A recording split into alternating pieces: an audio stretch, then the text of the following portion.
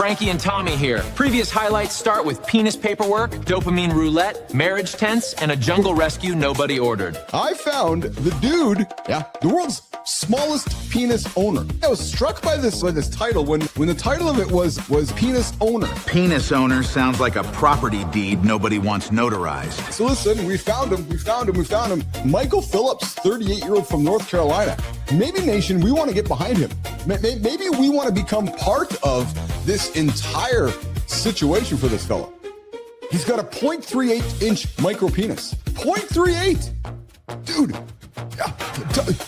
I don't even know how to comment on that. I see Johnny might be joining us here in the lab here in a few minutes, but I'm telling you, man, 0.38 of an inch. Yeah, so he's on his way for GoFundMe. He's seeking $6,000. So Nation, I'm thinking that we just might want to get behind this. Keith said get behind this, and the legal department immediately faked a fire drill. For dermal filler enlargement surgery, he states the procedure would address urination problems, at least urination problems.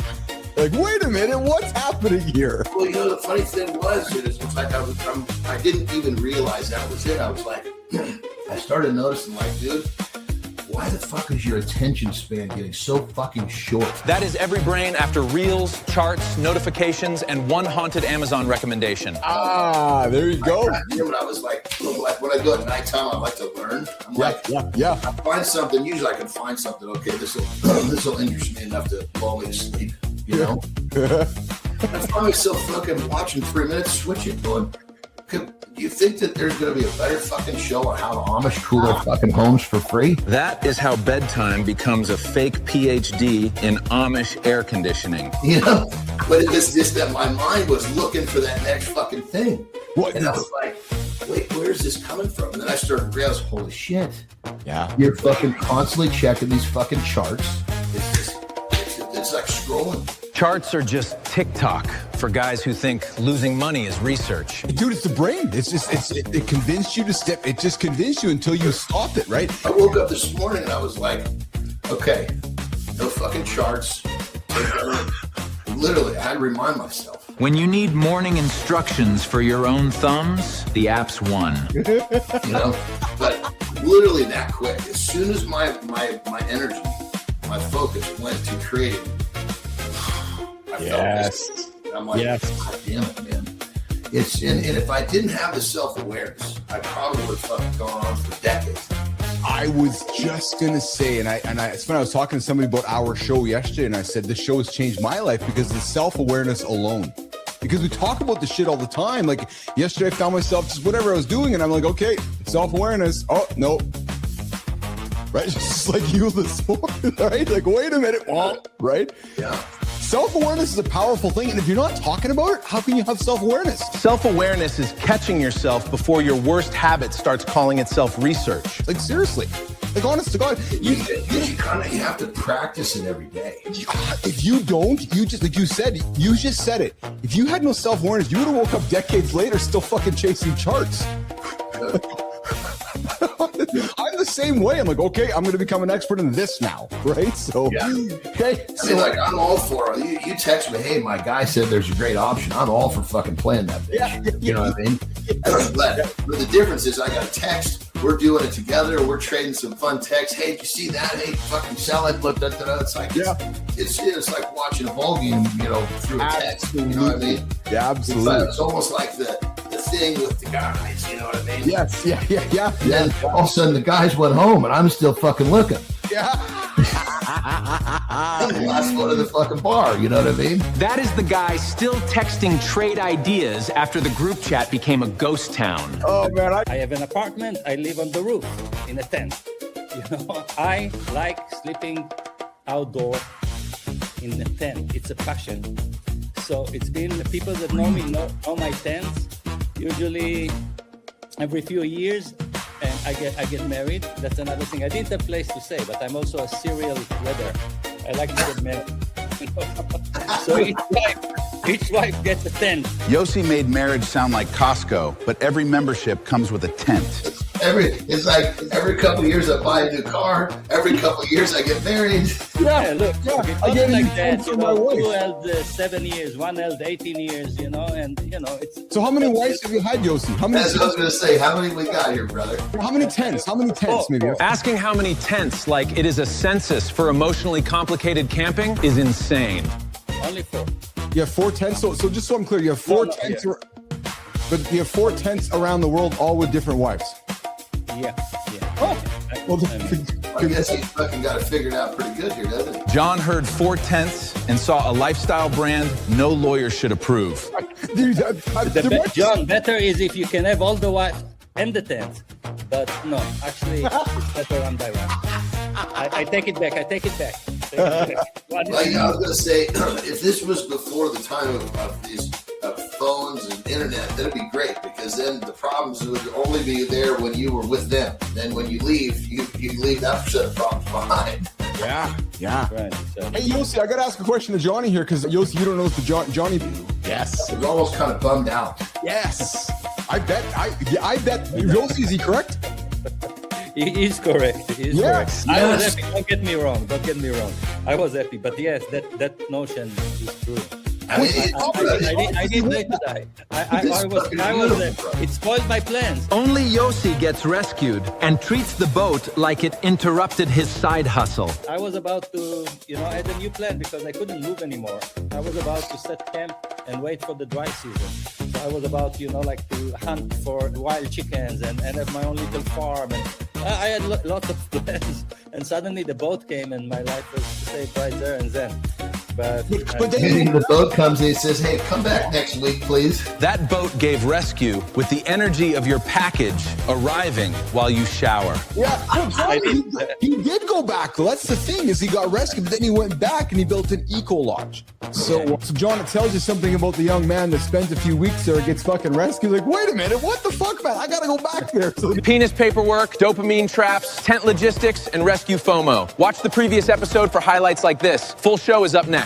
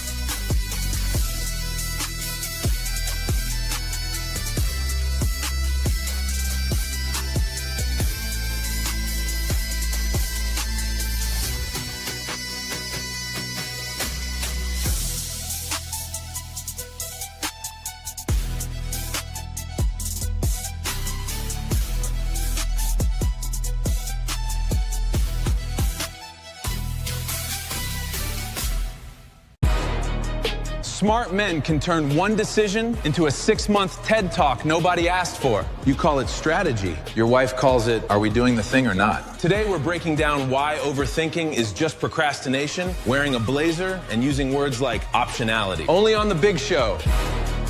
Good morning, nation. Good morning, good morning, good morning, good morning, good morning, good morning, and welcome back to Mornings in the Live with Keith, Jon, and friends. Your live morning show for real talk, motivating content, and big conversations. We got Jimmy on the buttons, we got Kai on the buttons, and of course, we got our very own producer, Neiman, out there making sure the words sound as good as I look this morning. We got Dwayne and Rico doing the fucking arm wrestle for who's going to own the baby boomer token. He is toothless and proud. His name, Matt Roof. Talk to John's the bullshit professor. Kai's the shit professor. Brianna, you're always teaching me, man, every single Tuesday. Nation, you will not find this kind of knowledge anywhere on the planet to start your day other than Mornings in the Live with Keith, Jon, and friends.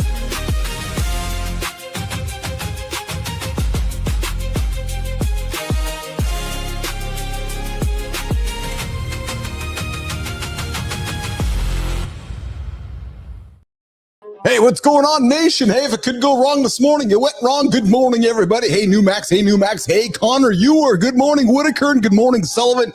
Good morning, and welcome back to Mornings in the Lab with Keith, Jon, and friends. It is Monday, June 29th. It is day 180 of the year, guys. We are running out of one way, guys. Yeah, one way.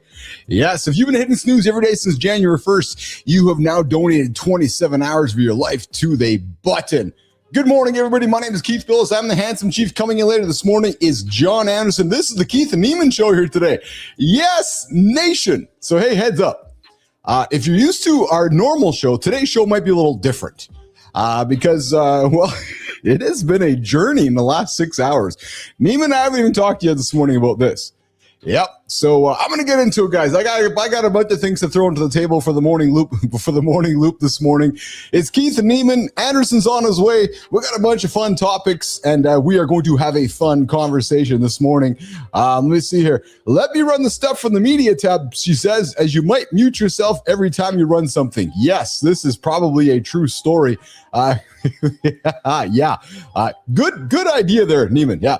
Hey, so we are learning today with a couple folks just behind the scenes, getting after it, having some fun here, guys. Hey, guys, listen, last week was the money week, and I mean that emotionally. Yeah, if you guys tuned in last week, Monday we put the price tag on feelings. If you guys tuned in last week, yes, we talked about the anxiety, the guilt, the shame, the loneliness, all that draining. Tuesday, we got into some conversation with Brianna Bass last week. Oh, baby, it was good. We talked about the intimacy of the slow fade. Do you guys remember that one? The marriage is not blowing up. It's just that it's that marriage going through life. And then it was all like, oh, what's happened? That conversation was last week with Brianna Bass. Wednesday, we went after reinvention after 45, where the men who rebuild outlive the man. And then Thursday, we got into the nutrition, like, guys, if you're crushing bad food over the weekend, you might be asking yourself, why?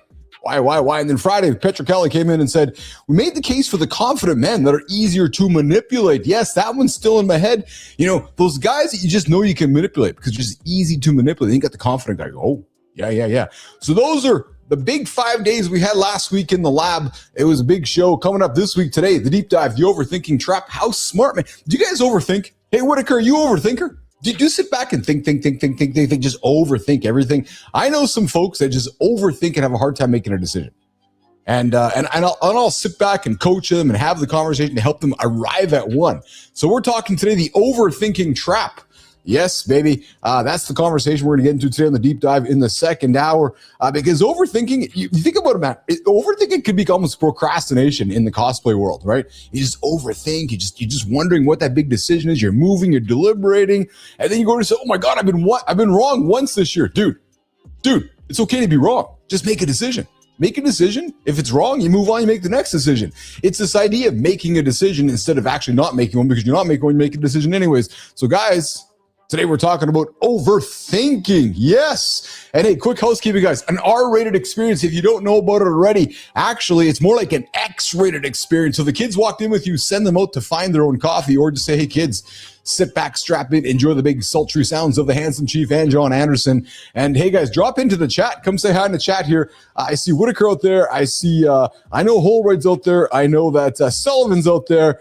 Connor's out there as well as 505 New Mex Max, good to have you out there this morning. All right, trending topics, you guys. We got some trending topics. We got some curiosity cash.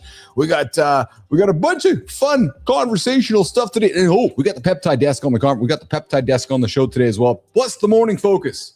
Guys, hey, Neiman.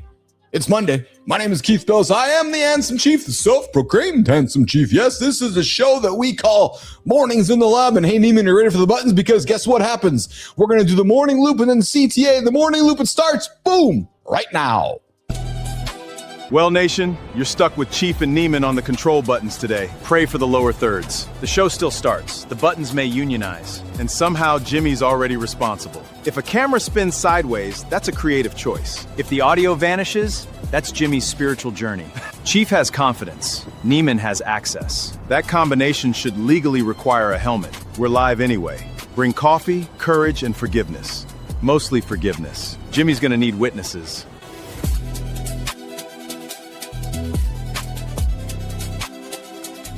All right, listen. Should we ask them to subscribe today or wait till they are ready? What if they are not ready? What? You hear yourself? That is the trap. Hit the button. Stop thinking. Hit the bell.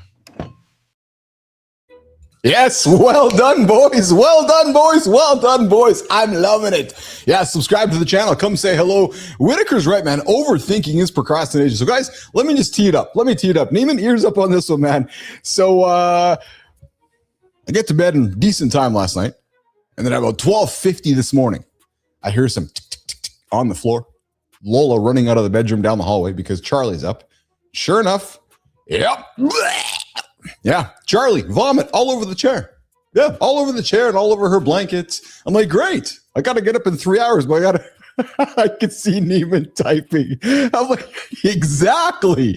So I get up and I do some dog cleaning, some mess cleaning. I'm like, okay, I just clean it up and get as much of it cleaned as I can. And then I rush back to bed. Yeah, just get back to bed there and about, 4 or 5 minutes later. And then get up with my alarm. No snoozing, get up. And then head on over to get the dogs up. And Charlie doesn't want to move. Heading over to the mudroom. Yeah, Lola has shit everywhere. Yeah, true story. So first of all, I was vomit. And then the second half was the back end. And then after I'm cleaning that up, I get out of bed this morning and sit down with my coffee. And then my wonderful colleague, my wonderful partner, somebody who I have so much admiration and love for, her name is Neiman. She's on the buttons this morning. Sends me a text. She's like, hey, so Kai and Jimmy, something's up.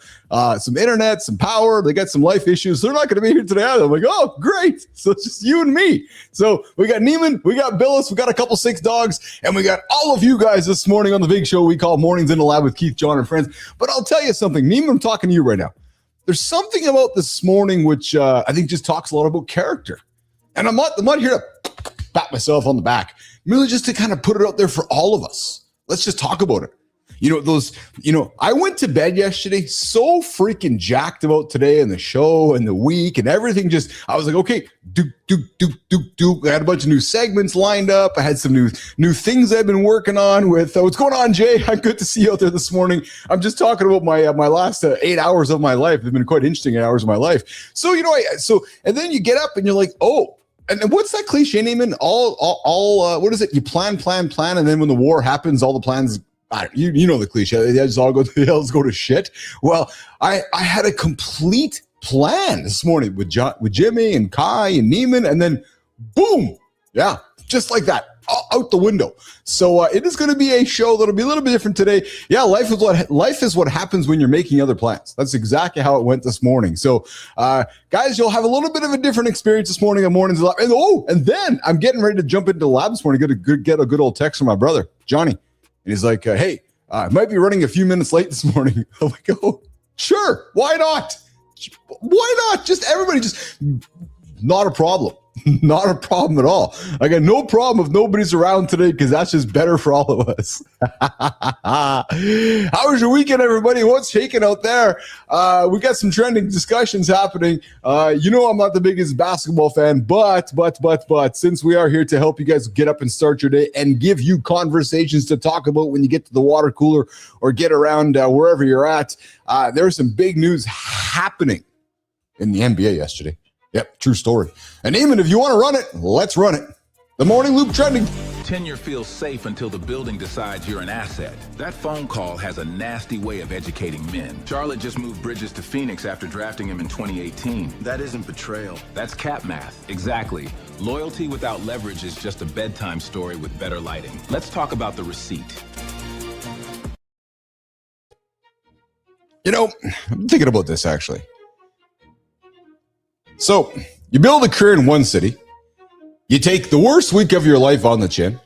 You climb back. You sign the and this is not just a Miles Bridges thing. I think many athletes, you know, you sign, you dig in, you play, you pick up the phone, you show up, and then just somebody along the way just make the decision that affects you. Yeah. There you go. So out there just like that, And I think what's striking me for this is every Gen X guy out there listening, you know, has lived a version of this. Think about this, Whitaker. Think about this, Jay. Think about this, Sullivan, right? The job you built, the promotion you gave to somebody else along the way, the marriage that ended on a Sunday, right? Or good morning, Roofy. Good to see you out there, brother. Or the friend group that kept moving on without you. The lesson isn't bitterness. No, the lesson is reading the math early enough to write your own next chapter. And here's the thing, you guys. To me, that's what's striking about this, is that the team made the decision before the player did. Right, and it's this whole idea of owning your next chapter instead of somebody else owning that chapter for you. And as we move into a world where more and more of those decisions are being taken from us by others, and you know, AI tools, et cetera, you know, tenure. This idea of tenure, guys, it's definitely not protection. No, and as a matter of fact, I argue that it ever was. Was tenure ever protection? Unless you're Dr. John Petrocelli working as a professor. Yeah, then I guess tenure is a real thing.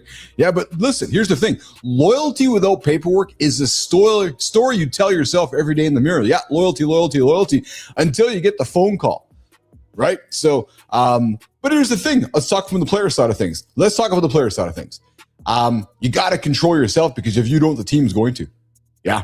It's just as simple as that. So there you go, guys. Miles Bridges is on his way out. That is today's trending topic. If you don't control yourself, somebody else is going to make the decision for you. And you know, before you know it, it's going to kick you in the ass. You're like, oh my God, they made the decision. Yeah, true story. And you know, it's interesting because when I was at ICUC, they made the decision for me. I got the old phone call saying, yes, we're taking the company in that direction. I'm like, yeah. Just it was funny, guys. Neiman, in that call in the moment, I was all excited getting the call, and I'm listening to it, and like, hey, so Keith, yeah, we're going to take the company in that direction. I'm like, oh yeah. And we'd like you to go in the other direction. Oh, yeah. Okay. Right. So it's this idea of controlling your own destiny, guys. And that's the whole purpose for this show. This show's to help you get up, and maybe something we say spurns the old, interesting. It's time for me to go grab control of my future, because guess what? The guy I'm working for is certainly not concerned about my future. He's only concerned about his own. All right, coming up, Anderson's going to join me here. He's running a few minutes late. Maybe he's having troubles getting across the border back from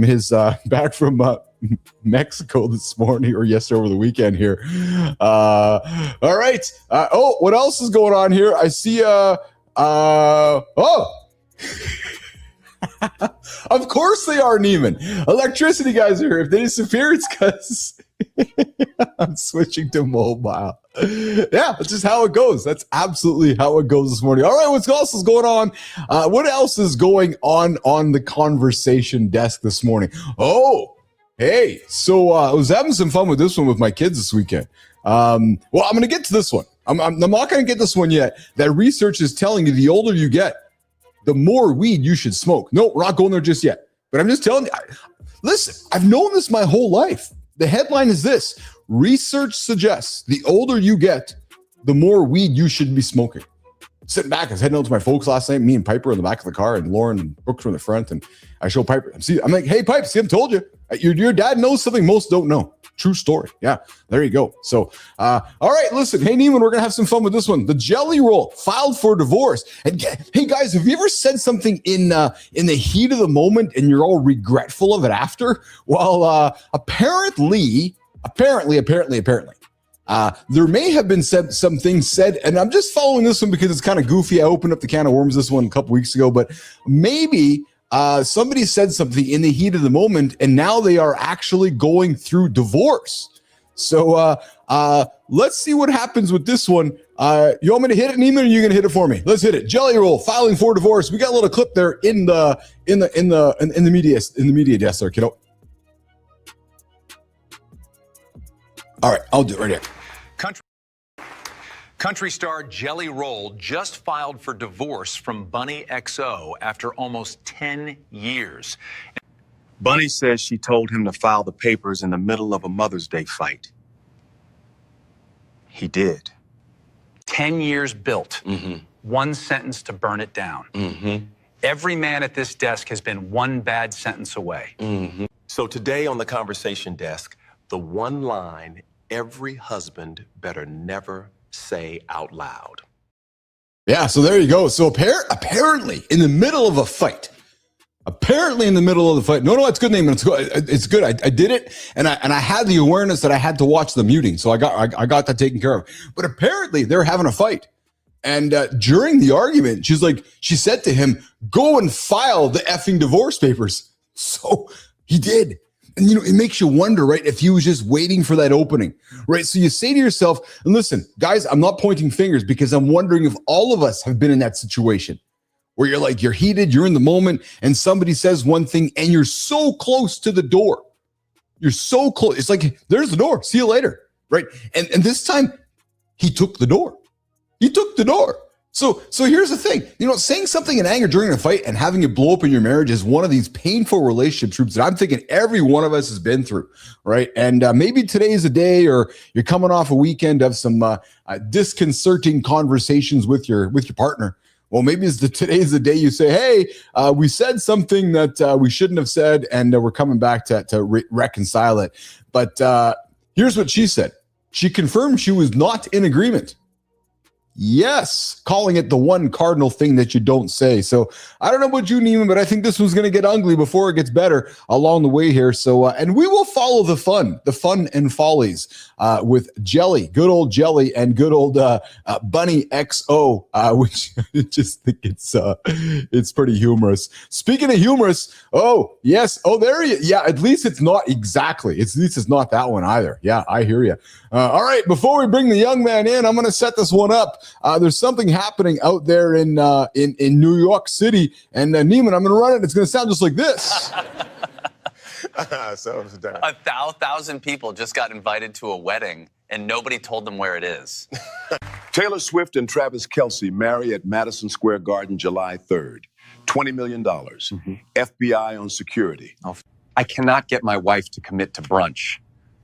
These people booked flights to a city without an address. 6 days, $20 million. Stick around. We are breaking down what this actually says about modern men. Yeah, there you go. So here's an invitation, 1,000 people. Let's just show you up. What's going on, Anderson? Good morning, my brother. There's no opener for you today. There's been nothing but chaos in the mornings in the lab world today. How are you? Well, define chaos. Well, shall I? All right, I will tell you the chaos of the last 10 hours. So I got to bed in decent time last night. I get awakened at 12:50 from my little Pomeranian heading down the hallway because she hears Charlie's up. So I'm like, so I got to get up because something's not good. Sure enough, the English bully vomit all over the Dude, I had a fucking interesting dog experience on Saturday. I'll tell you about when you're done. Let me continue. So then I go and I'm like, okay, all over the blanket, just fucking vomit everywhere, Johnny. Like the blanket, the chair. So I'm fucking out there butt ass naked with the paper towels and all the cleaning shit, just trying to clean up as much as I can, right? Have fucking sleep, looking at my watch, going, okay, I still got 3 hours. Hold on, where's Lauren in all this? Laura's just sleeping away, man. She's awesome. That's when you say, hey, we got a problem. No. The handsome chief took care of her, brother. So I get the dog sorted out. True story. So this is the one place where calling yourself the handsome chief helps. Go for it. So then I get that cleaned up and I head back to the sack. And then I get up on my alarm, sure enough, and head on over to the mudroom to get the dogs fed. And yeah, big pile of shit all over the mudroom from Lola. She's like, oh, because big fucking storms outside. She's like, I'm just going to shit in the house. So after I clean up Charlie's front end, I had to go to the mudroom and clean up all of Lola's back end. And then I get that going, and then I sit down and have my coffee. And then I get a note from Neiman saying Kai and Jimmy are unavailable today because of some issues happening in their world. So Keith and Neiman are trying to figure out an earthquake going on or something. Well, I guess there's some electricity, some power stuff, but it's life. It's not a big deal. And then I get a text from you as I'm walking into the lab. Yeah, I might be a few minutes late, brother. I'm like, of course you would be. That's totally good because that's how Monday is today on the show. So today's a character building show, brother. We got it all rocking and rolling, having some fun. And but yeah, that's been the last 10 hours. We're measured by how we hold it together when the shit's not right. Yeah, that's exactly it. Oh yeah, Johnny, we got Lauren in the comments here. Never heard a damn thing. No, but she, you know, but she the did. Question is, would she, if she woke up, would she have come to help? Oh, for sure. But you know what? She did her help. I got her.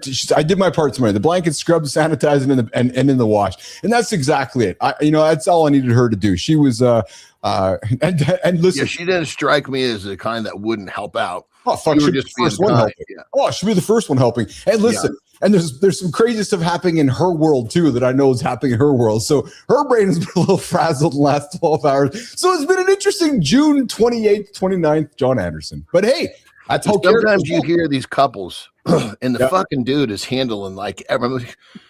What the fuck does your wife do? Get the fuck, man. Everybody has to tote loads at different points here. You know what I mean?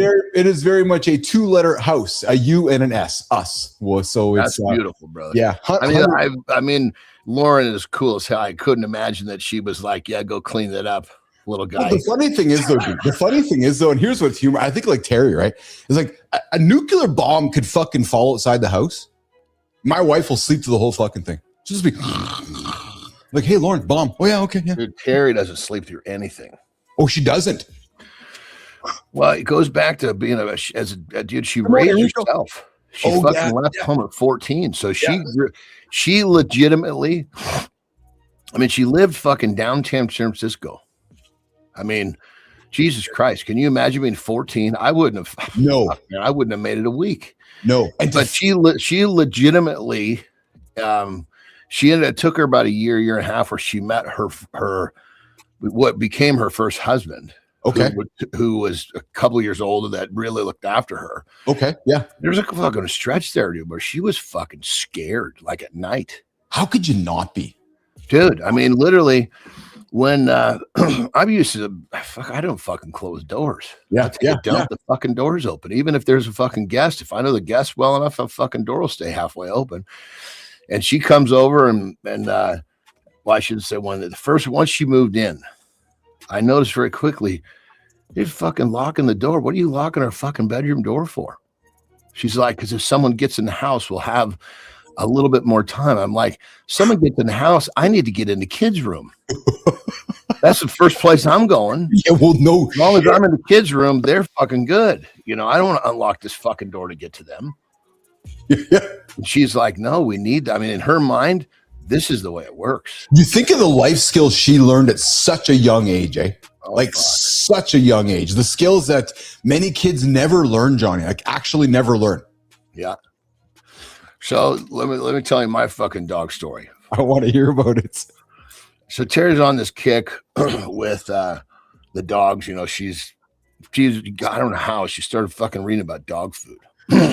And yes, she investigates everything that we consume, even the dogs, because what we consume has the biggest potential effect over us, good or bad. Okay. Yeah. Right? Yeah. So we used this certain dog food for a while and they fucking changed the formula. Right. But then there was really no notice of change. And we were on subscription. We've been using them for fucking ever. Yeah. So she reads this and she's like, what the fuck? So it took her so long to find this brand. She says, that's it. I'm doing it all myself. So she starts making their food. This is about, I don't know, 6 months ago. Yeah. Yeah. You told me that actually. Yes. Yeah. Maybe more. Anyway. So it took a little while for her to fucking dial it in because it's fucking liver. It's this, it's that. I mean, it takes her 4 hours to make them like a week's worth of food. Yeah. Right? Oh. Anyway. So if the fat content is off, there's so many different variables, right? So she makes a batch from fucking Mexico and the dogs get the fucking shits. which is not uncommon because it's a high fat content, which we want. Of course. Yeah. Anyway, so of course we monitor that, when we're getting ready to get in the fucking car, and so I'm watching their shit habits and watching how fucking loose it is. And anyway, I think we're fine. I'm thinking we're fucking, but the dogs are really fucking smart. They can figure out like early in the morning when we're planning to leave, they can tell by what we're doing, our behavior patterns. And when we're getting ready to leave, when I say their buttholes tighten up, that's the fucking truth. Cause all they want to do is get in the car. They don't want to get left. Yes. So I always put them in the car about 30, 40 minutes early, just because they just sit there and fucking stress out if I don't. Right. Tried to get them to go to the bathroom early on in the process. All they do is go out, look where they're supposed to take a dump, and go look at the car. So I'm like, fuck, they must not have to go. So put them in the fucking car. Next thing you know, we're driving. We're only about 10 minutes away from the Mexico house. And I'm like, God damn, you smell that? And she's like, that doesn't go away soon. We better pull over. I'm like, oh, fuck. God damn it. So I pull over and fucking Midas is like dying to get out. He fucking jumps out. Normally he kind of steps out. He just fucking jumped out, laid down this fucking, it was like a serving platter of like size, like fucking diarrhea. It just kept growing, dude. I look in the fucking back. This poor fucker had he must have kept his butthole fucking tight because there was just these few fucking splatters that came out. Not an actual thing that came down. It must have been like pressure. He was like buckling down. Yes. And we're like, fuck, we're on the fucking side of the highway. There's no place to turn around to go home. I'm like, fuck, what are we going to do? So anyway, long and short, thank God Terry she's always prepared for anything, all these fucking napkins and wipes. So we ended up cleaning that shit up, but we had to pull over probably like every hour because the fucking poor guy was just hurting, dude. I was like, but I mean, as much as he let out on the side of the road, I'm like, if he put that in the car, we'd have to sell this thing. It'd be too far gone. There's no way you're coming back from that. Good morning, everybody. I hang out with Keith and Jon this morning. We're getting your week started with some good old fun dog stories. As Petro said, yes, there might be a new segment that we're going to call Dog Stories on the show. Speaking of stories, Johnny, I'm just going to catch up on some of our shows last week. Carter was here for a lift this morning. We were giggling, and I said, he's like, hey, Dad. I go, yeah? Get your peptides yet? First question. Oh, he's fired up, man. Oh, dude. He's fucking fired up. Yep. He's been reading about it, learning about it. Well, he's at the age where you and I were, you become curious, right? And so he's I'm like, no, I haven't got them yet. I said, I think I'll get them by the end of the next week there. So we were giggling about it because I sent him a picture of my syringes, and then he didn't even get down the stairs to ask me anything. Did you get your peptides yet? No, not yet. So it was pretty good. And I had a chat with my dad about them yesterday as well. We're gonna get to the peptide desk later on in the second hour today, actually. So that was fun. But I never would have thought in my entire life, Anderson, I would be bonding with my kid over my peptide or syringe conversation from the past. Yes, no shit. I had some interesting thoughts about you're saying, hey, you're potentially thinking about moving forward in a bigger position with the whole peptide idea, and I told you what the challenge was. Yeah. And anyway, I brought it up to my partner who runs the fulfillment. There is an option here, but it would have to be, from my position, knowing you, I would think it would have to be something if you wanted to involve your boy. If he was really excited about it and wanted to make this part of his, earning thing, there's a potential there. So I'll at some point we'll jump on a call and 100%. have one of our conversations that does not represent that nobody sees. Yeah, that doesn't represent the two people you see on this, on the show here. People be like the most boring. Wait a minute, is that Keith Billis and John Anderson talking? Yes, those are the two boring guys in the corner over there. Yeah, somehow if you guys caught us on a telephone, it's just fucking boring, man. I will tell you this though. So it's interesting with Carter because there's a lot of boys in his hockey team. Oh, dude, that are quite curious about this too, right? So you got but as you know, and as you can appreciate, I want to go about it with education and information, and let these young men, educate themselves and make the decisions and walk them towards the decisions they want to walk towards, as you would know, right? So, and the younger ones, really when it comes down to is injury, of course, or preventing injury. Yes. I'm not mentioning names here, but there's a UFC fighter. He's retired, and his boy is like a for his age in the like world elite of submission grappling. Okay. And, yeah. But I mean, like when I say world elite, he's messing with dudes that are like his last injury. His Achilles was fucking torn.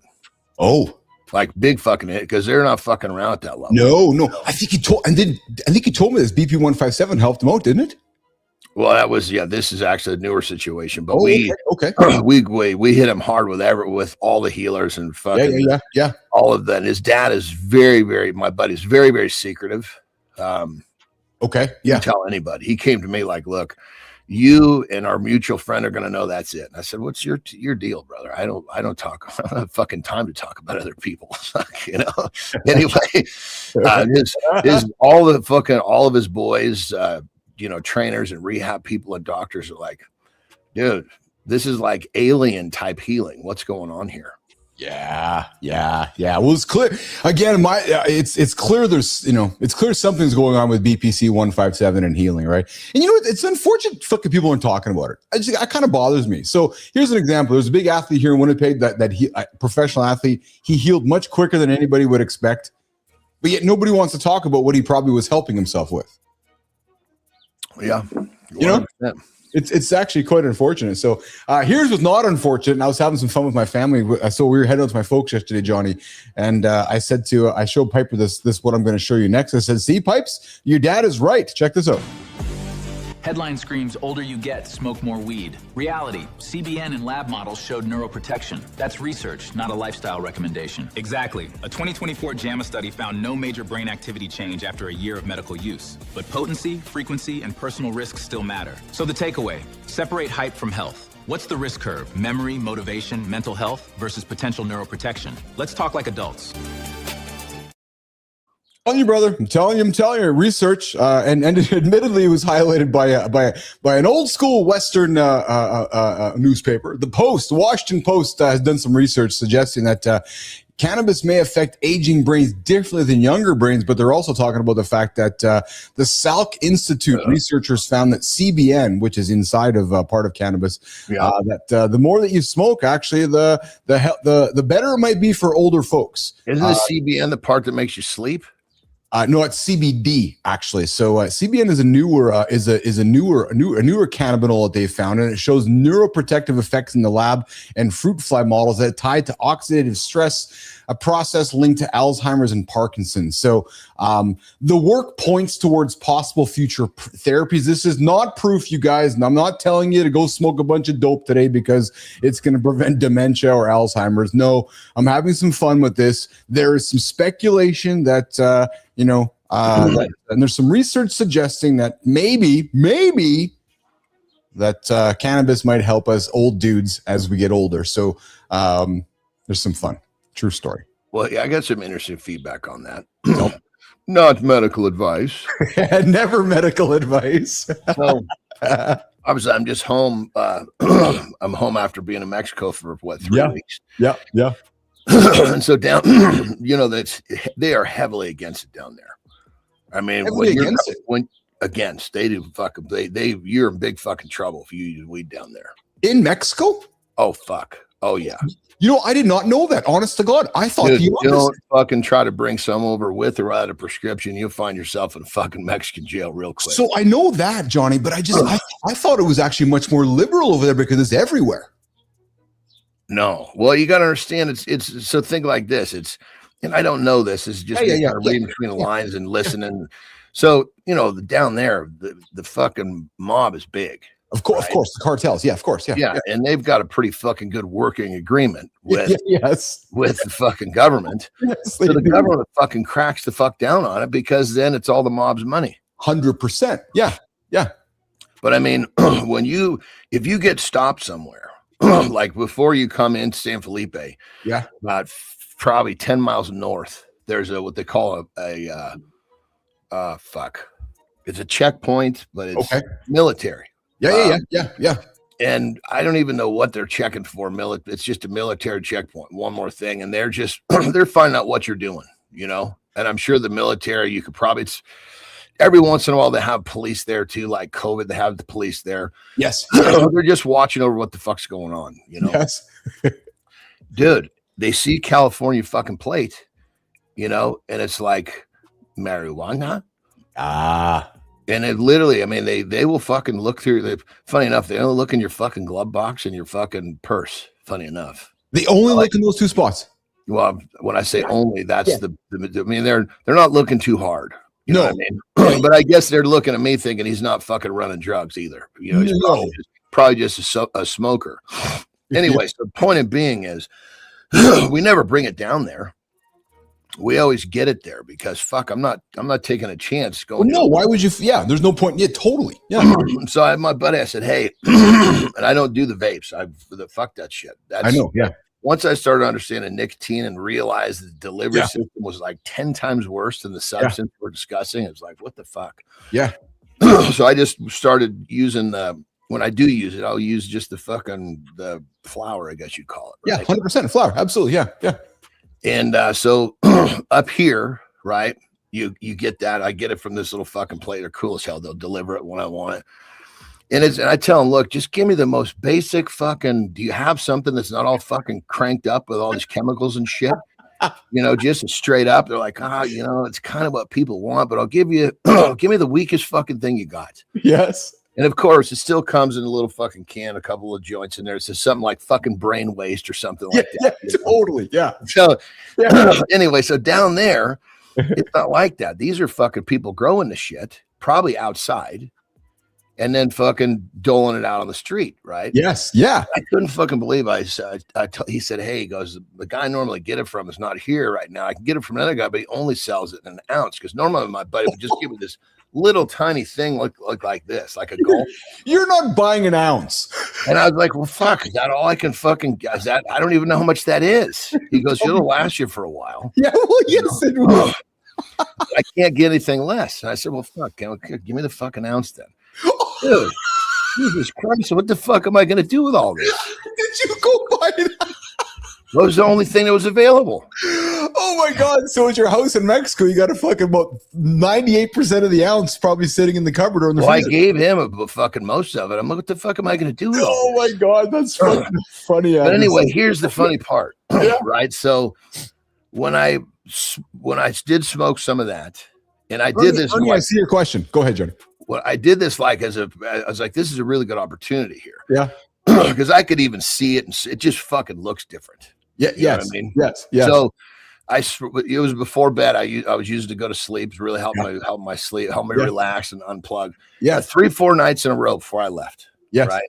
Yes. Came back here on Saturday night. Had Terry, because Terry holds this shit for me. The stuff that in Mexico, it's very easy for me. The stuff up here, it's like I got to give it to her. I'm like, this shit is it makes me want it too much. You know what I mean? Yes. So she gives me the fucking thing, and I take a couple of fucking cracks on it, and I'm like, this is a different fucking experience. So, but here's what I'm getting at. It was really mental.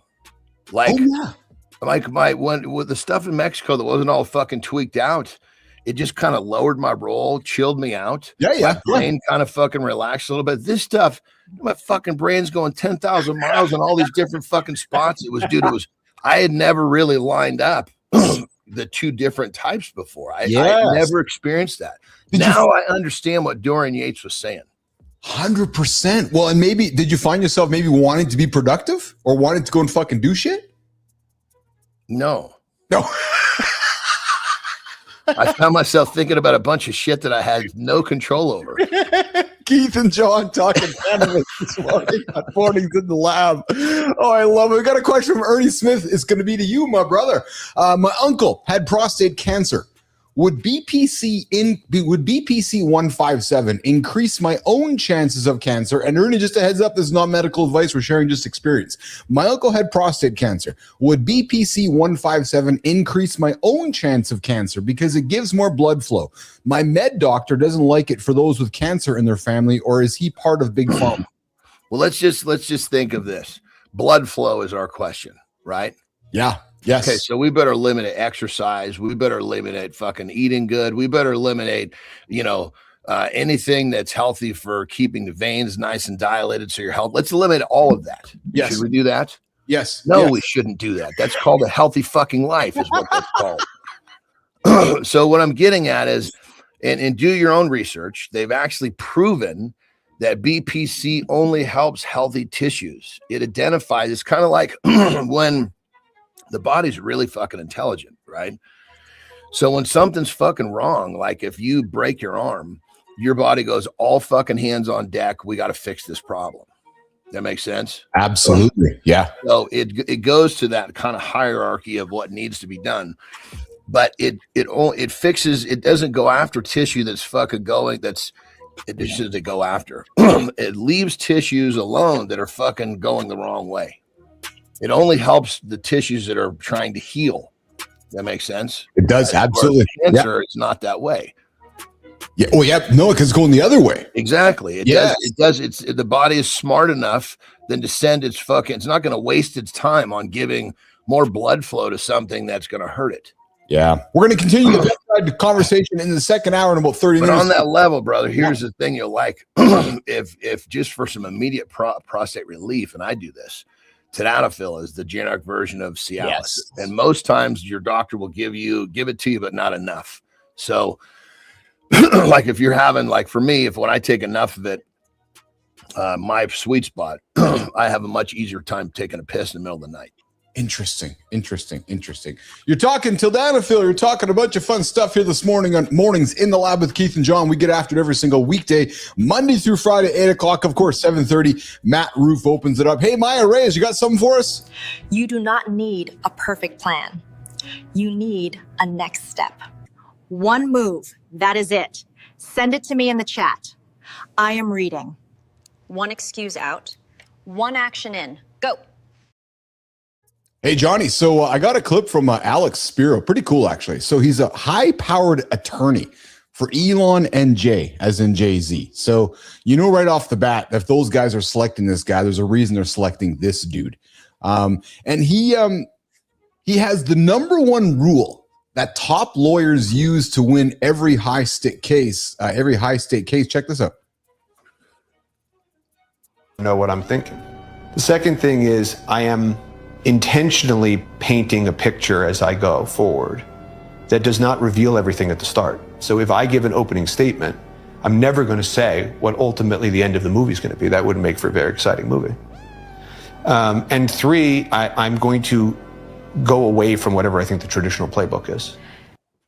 So that to me is what I think. That last part is what gets Elon and Jay, because when he says, I'm not going to use the traditional playbook, you're selecting him, I'm selecting him, because we're thinking he's using the playbook for everybody else in the stands. When I found him, when I heard him say that, I was like, oh yeah, I see why somebody picks him, because he's thinking about that first principle, there's another reason for us to win this thing.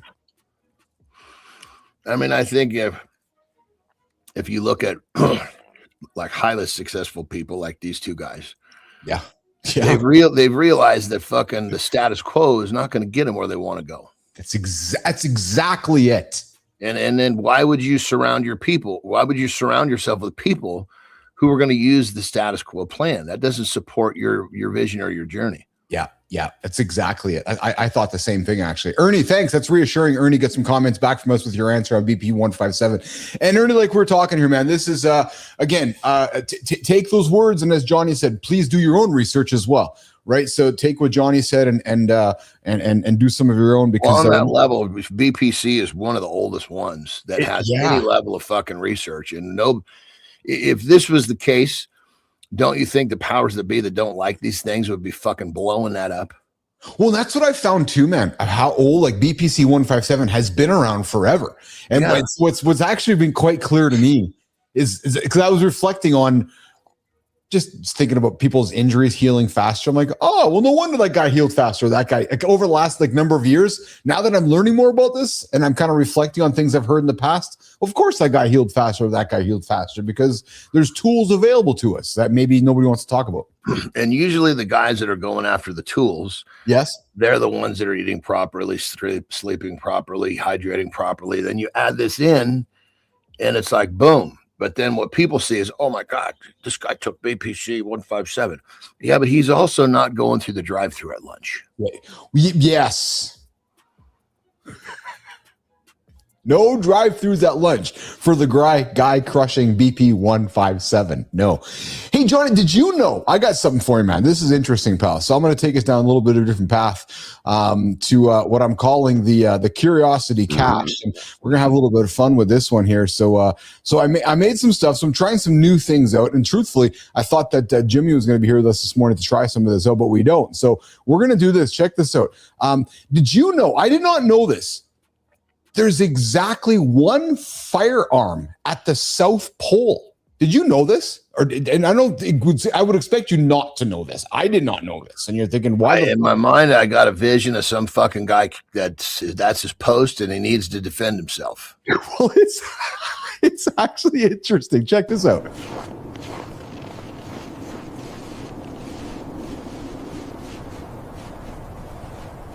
"53 people, one station.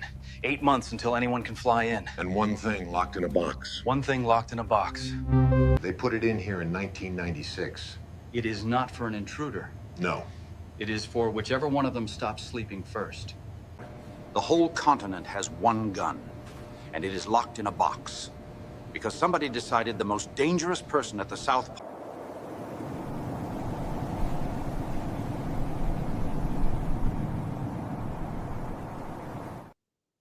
So yeah, in 1996 they installed a gun, and it has never been used on an intruder because there's no intruders there. It's actually if somebody goes fucking sideways.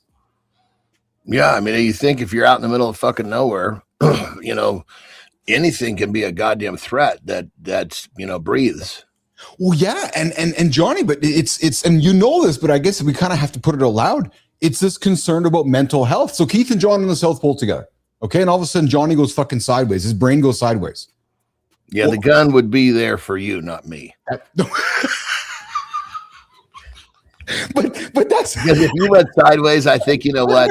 This is fucking great. I got at least another 30 pounds of flesh that I can eat once I cut this motherfucker off.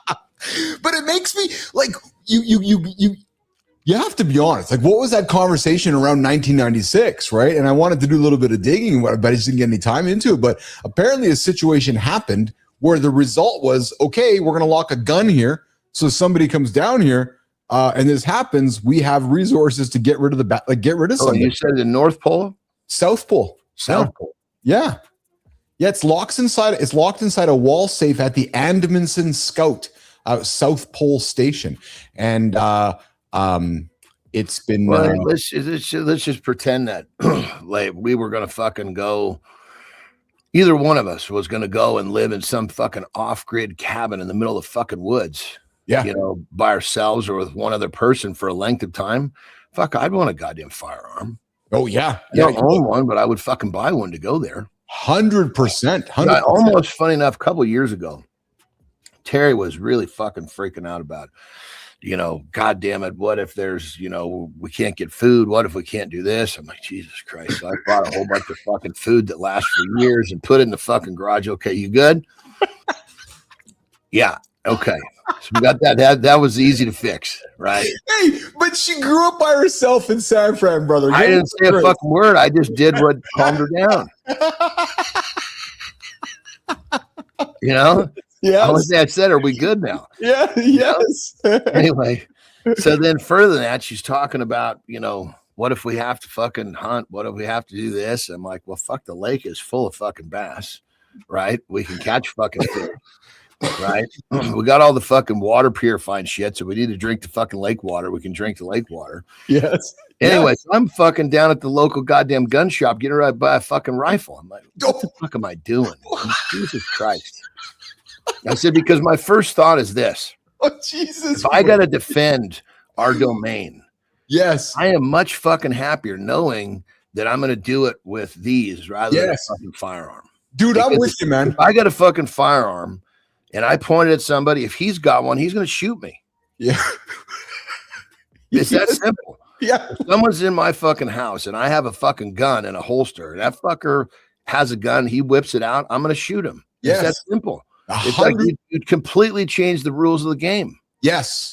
Yes, yes. So, Johnny, the 1996, Neiman, I saw your comment there. I'll run that clip in a quick second. But, Johnny, the 1996 axe attack, the gun was installed after a 1996 incident at Russia's Vostok station. Of course, it's the Russians, where a researcher attacked a colleague with an ice axe during a winter over, right? So, I guess they were stuck there after losing at chess. So Keith and Jon are there. I lose to chess to you, and you freak out. That's when you say, "Listen, honey, it's really not about the chess. It's not about the chess. It's not about the game of chess. What are we really arguing about here, honey? It's not about the car. Coming up tomorrow, Brianna Bass. I mean, is that fucking perfect or what? It's so not about the fucking chess. It's about not fucking cleaning up your piss on the toilet or something." So I'm gonna shoot your ass. Oh my god! Oh, it's not shoot. It was an ice pick. That's even worse. Yeah, you're right. It was a fucking ice pick. Yeah, man. If I'm gonna go down, fucking shoot me. Don't fucking. Oh my god! So they fucking ice pack. Pick. So I guess there's Petro. I see your comment there, but ears up on this one. So I guess there's kind of a phenomenon called toast, where it's a long-term winter over is described a state called going toast, a cognitive flatness, Johnny. Slow thought, irritability, blunted emotion. I guess it's like if you're stuck in the fucking blizzard forever or stuck somewhere. It's like a psychological issue. Dude, I get, not to say that I understand the depths of this. Yeah. But I get in those fucking things where Terry calls it underwater. Yeah, right? Yes. Dude, when I come out of that thing, you know, especially if she didn't fucking point it out early, I'm like in the front end of what that's talking about. It's like my shit is like it's like because I've got in this little loop. I usually haven't been going outside much. I've just been so focused. Yeah, you change during those periods. Now I can only imagine if you're in a severe environment like that, how much you could change and how fucking crazy you could get. Oh, dude, I can't imagine. You know, you're right because there's no outlet. Like, where's your outlet? Yeah. I mean, there's just little shit like fucking going outside even a little bit makes such a fucking big difference. Yeah. Good morning, Whitaker. And Petro, I got your comment on the BPC 157. We're going to come back to that one in a few minutes. But let's close this chat off about the one gun. Let's check this out. Caliber 1911 is kept in a safe. They have security because some people have gone literally crazy there. As you might expect, complete isolation. You're not going anywhere. You know why? A plane can't land there. If a C-130 were to land there in the middle of winter, it gets down to negative 100 degrees Fahrenheit. That's 300 degrees below the boiling point of water. The hydraulic fluid and JP-8 freezes. All the fuel lines would explode. The plane would be ruined. You could never use that plane again. So they actually have a sauna at the South Pole. And then the coldest day of the year is usually in July. They go outside and they run around naked around this barber pole that marks the geographic axis on which the Earth is spinning. It's called the 300 degree club. You run around every time zone and you're running in negative delta temperature of 300 degrees Fahrenheit. And it costs hundreds of thousands of dollars for each person to get down there. And they can only get provisions in or out of there about 3 months of the year. The station opens up in November and then it ends in February 15th. If you're not out by February 15th, you're there until November. It's dark, pitch black, 3 months of the year. Yeah. So did you see when that thing where all that like looked like he threw snow? Yes. That was him throwing water, dude.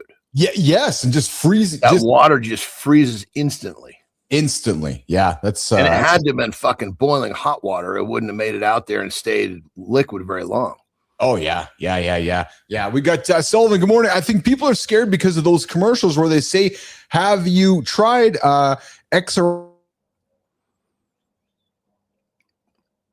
I'm not sure I follow you. You broke up, dude. You're breaking up. Oh, sorry. I'm not sure what Sullivan's comments are. I think people are scared because of those commercials where they say, "Have you tried IEX or Rito and have the experience? You may be entitled to a class action lawsuit." I'm not sure what you're referring to there, Sullivan. Hey, Johnny, did you drive a lot of go-karts growing up at all? Have you driven go-karts? I had a couple of them when I was a kid. Oh, you did, eh? Yeah, fun, eh? Dude, fuck, man. When my mom got remarried, yeah, right, I met my stepbrother's 4 years older. So I was like 7, he was 11. And he was already pretty mechanically inclined. And we had this little go-kart with the old fucking Briggs and Stratton. Yeah. Well, you know, Jesus Christ, we were always building shit around the fucking farm. So the neighbor had this old fucking Trail 90. And so we took the motor out of that. Yeah. We had to do all sorts of shit to make it work. We're talking the fucker had gears. Yes. And I don't know what that Briggs and Stratton motor makes. Maybe a horsepower. Fuck, I don't know. Yeah. This thing was probably 15 times. You know, and we couldn't get, you know, the fucking big old muffler and exhaust pipe. We could only keep about that much of it on there because there's nowhere to fucking tie it off. Yeah. It was fucking loud and it was fast, dude. It was like unbelievable. Thank God it fucking ended up breaking because it would have hurt one of us. I fucking love go-karting, man. I absolutely love go-karting. And I think this kid does too, man. Check this out, man. This kid is epic. Watch this, man. Watch this kid in fucking wheels, brother. Like, so backwards. Well, that's the kind of go-karting that like warms you up to be a real driver. Like look at him backing it up, eh? Just fucking back, like just he's just getting after, man. Just like that's you're right. That's real go-karting there. Just a little fucker too. I mean, when they get used to driving at that age, dude, it's crazy. Yeah. Oh, yeah. That's exactly what happens, right? So, dude, there's a kid on the lake here. Yeah. Just graduated high school. Yeah. And his dad used to be a racer. So So he's been riding bikes, and dude, this might be the fucking fastest fucking guy out on that track. And it doesn't matter if he's riding his fucking 250 or a fucking 80. The guy can it's unbelievable because he's been riding since before he can remember. Oh, of course. Yeah. Unbelievable when they get started early, what they can do. Absolutely. Hey, Petra, I saw your comment there. Something important he said with regard to the poll run relevant to the circumference of the earth in miles question. They ran around all the time zones. I saw that too. So are you talking about whether the earth is flat or round? But I saw that because, you know, they were running. So they run around, like I guess at the South Pole, there's a bunch of flags and you can run around, and I guess they crush all the time zones. I'm not sure. I gotta admit, I'm not sure I fully understand that, but it's hold on. We're referring to the question he asked you of you and John. On Friday. Oh yeah. Oh yes. Remember he asked us about the circumference. We had that conversation on Friday. We're still trying to figure it out. I'll be honest, Petra. I fucking plumb forgot about that. I woke up on Saturday morning and my goal was to be a little overtrained for the drive. Yes. Oh, fuck. Did I overshoot that mark? Oh, boy. Confessions of the mornings of John Ramsey. I had a point where I was like, I was having to fucking, it was so far over the mark. I killed my appetite, the whole fucking thing. Oh, man. That's funny, man. All right, listen, we're going to come back with lifestyle tip reset hour 2, and then we're going to come back with John. Already at the lifestyle tip? Fuck, man, it's been fast, dude. It's been fast. I got to tell you, it's been fast. What the fuck? I mean, this is total transparency. Keeps so fucking fast. I don't know what the fuck I'm going to talk about. I guess I'm going to figure out as this thing goes, unless there's something you want me to start. Hey, well, that's been the show here all morning because I think we're keep one of my who showed up with Melissa this morning. It's just you and I. I'm like, all right, we're just going to fuck. Hey, Melissa, what the hell do we need Kai and Jimmy for? We just got Keith, Jon, and Melissa this morning on Mornings in a Lab. We're going to do a CTA, and then we're going to do a lifestyle tip reset hour 2 on mornings. What matters right now. We just spent 25 minutes on overthinking. And do not overthink the comment. That is literally the bit. Just type it. We will read the wildest one on the air. Live chat is open. Comment below.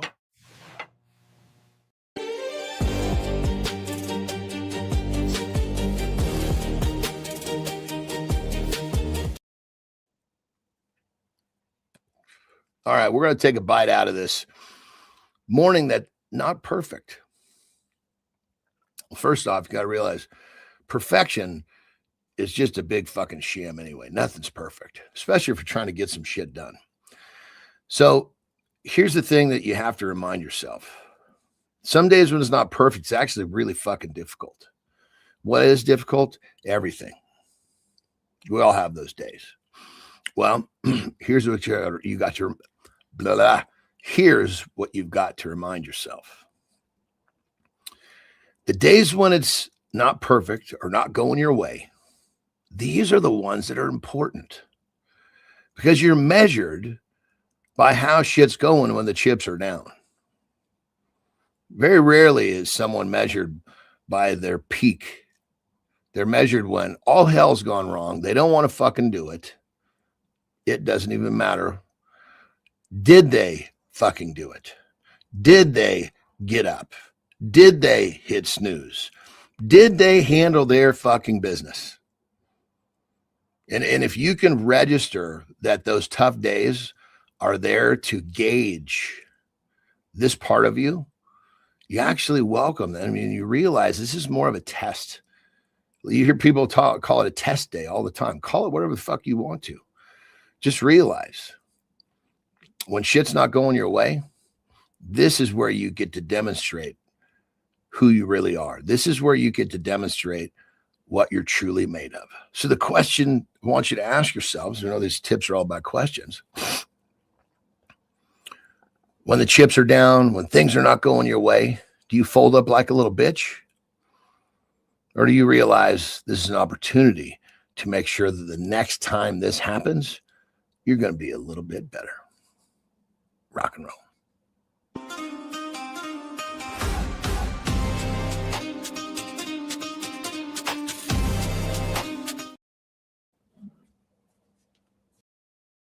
Jon and friends, your live morning show for real talk and motivating conversation. And I'm just figuring out where my buttons are this morning. Yes, everybody. Good morning. Good morning. Hey, what's shaking, nation? If you're just joining us, you're late. You are late. This is hour 2. We're going to get specific, guys. Hey, are you an overthinker? Are you an overthinker? Hey, Whitaker, are you an overthinker? I know you're an overthinker. We're going to get into the big conversation about making a decision. Yes, and sometimes it's about not overthinking the decision. Listen, if you guys missed the first hour, we talked about the one gun at the South Pole. You're like, what the hell is he talking about? Go check it out. One gun, South Pole. You want to know why? Go back and check it out. And hey, if you're getting old like me, you might want to smoke a little more weed. Yeah, true story. Research is suggesting as we age, maybe, just maybe, smoking cannabis. I'm going to talk about it coming up second hour as well. Maybe. Research is suggesting that the older you get, the more weed you should smoke. So go sit back today, guys. Crush some bud. Hey, Neiman, you want to get me set up for the deep dive? I'm throwing the button to you, Neiman. The deep dive, hour 2. It all starts. You ready to roll? Right now. Some guys don't make bad decisions. They stress test good ones until the decision dies. That's the overthinking trap. Smart men hide from action by sounding responsible. The cost isn't one mistake. It's 10 years of waiting while life compounds without you. I'm not scared. I'm just gathering information until my confidence gets a permission slip. So Keith and Jon, when does caution become fear wearing a grown-up jacket?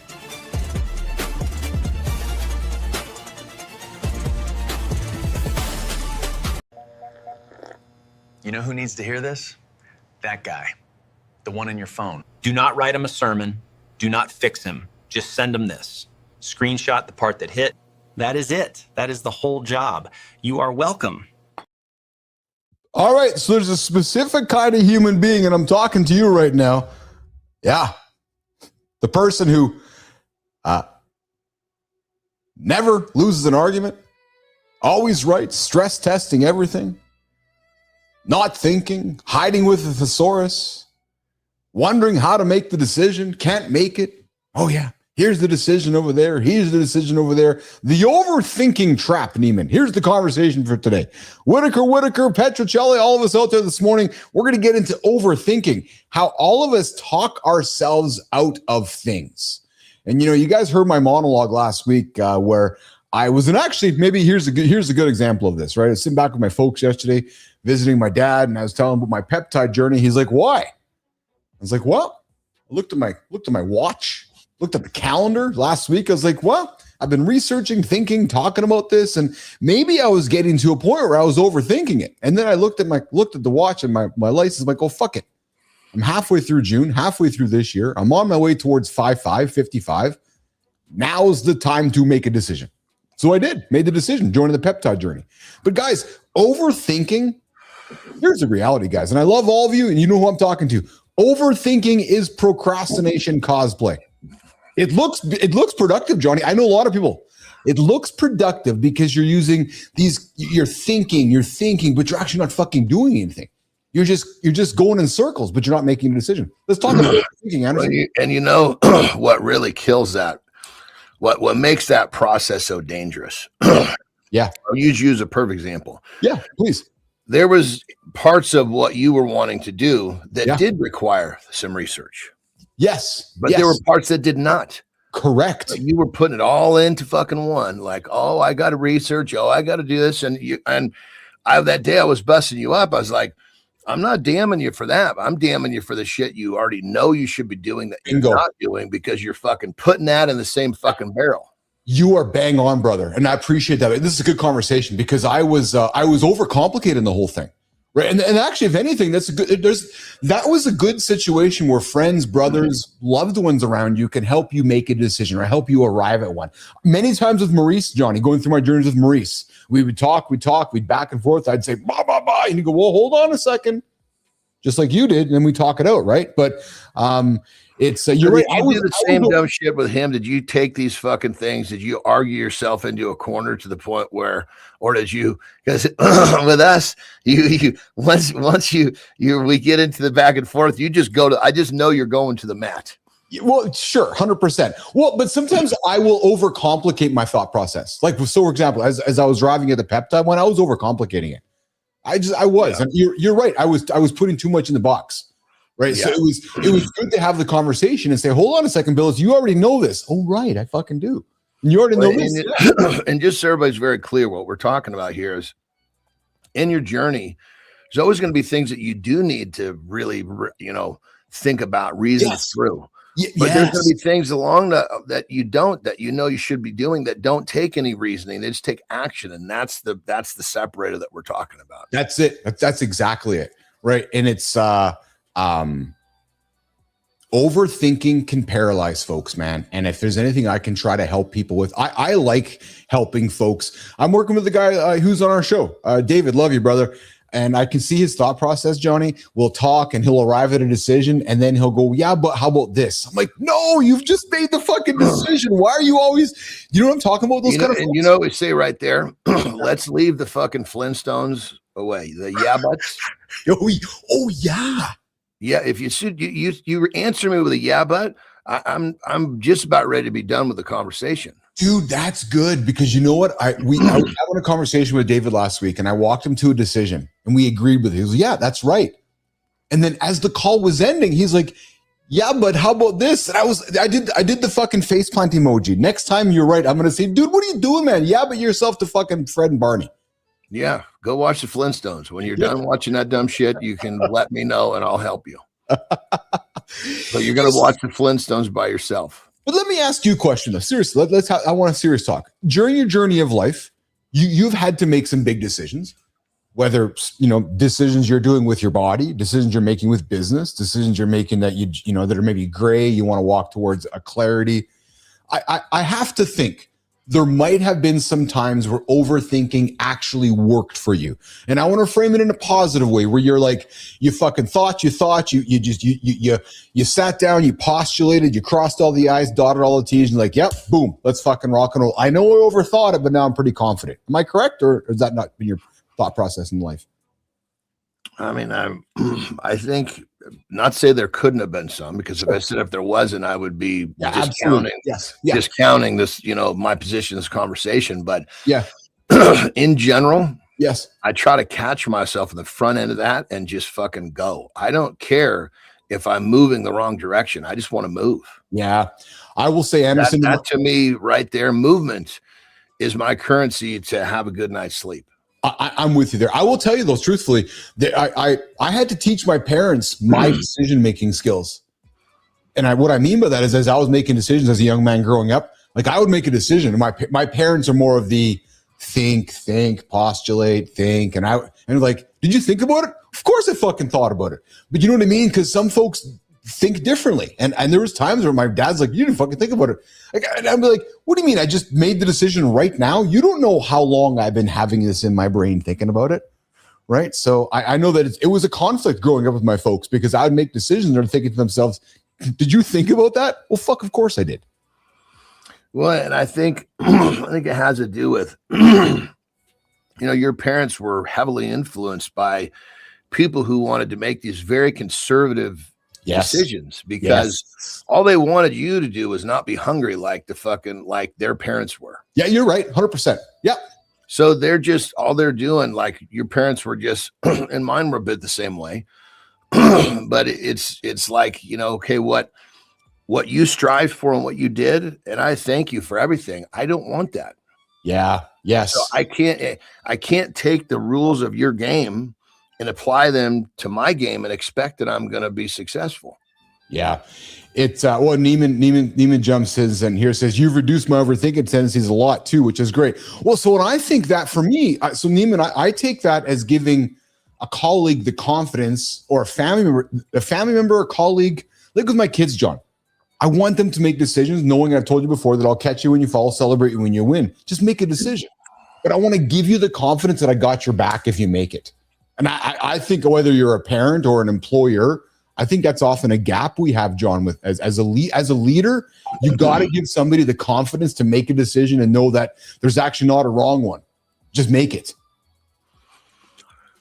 Yeah, I mean, there's zero questions that, that argument is, I'll sit on that argument. I'll argue that side of the fence all day versus the fucking one that says, think about this till the cows come home. Well, because I guarantee you, I'm thinking about Ben, if Ben just fucking would never make a decision, you'd be like, what the fuck, man?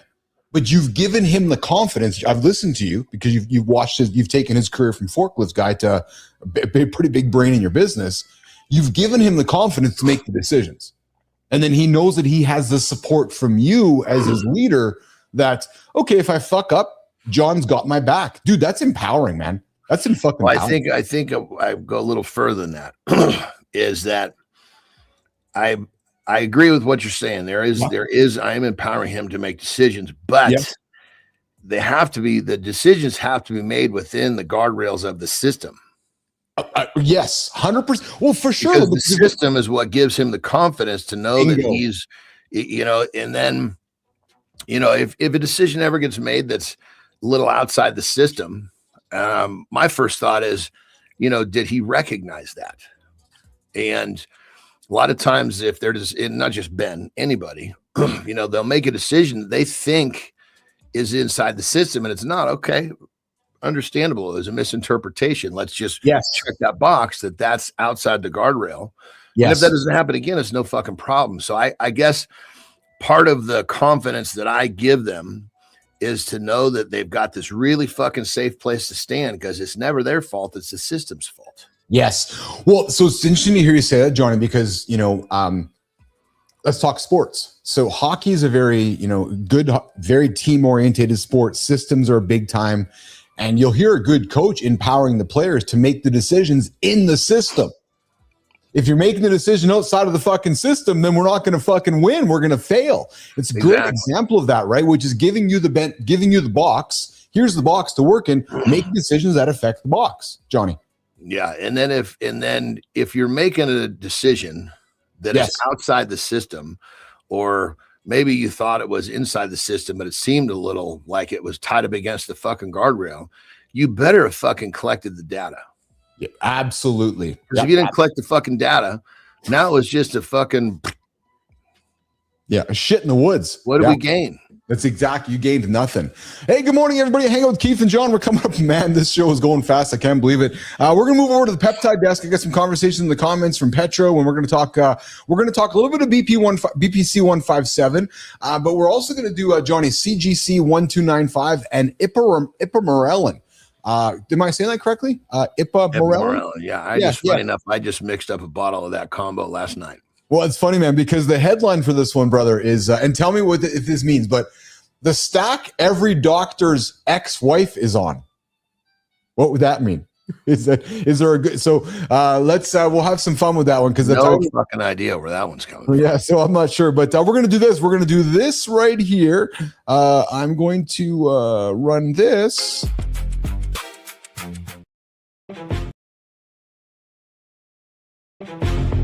I heard Beverly Hills doctors prescribe this, so obviously my cheekbones are overdue. The stack is CJC 1295 and ipamorelin. Right. It nudges your own GH release. It isn't synthetic HGH. It isn't a steroid. It isn't a magic fat loss button. So it helps sleep and recovery, but doesn't make me 25? Science remains rude. Keith Jon, when men buy youth in a vial, where does evidence end and fantasy begin?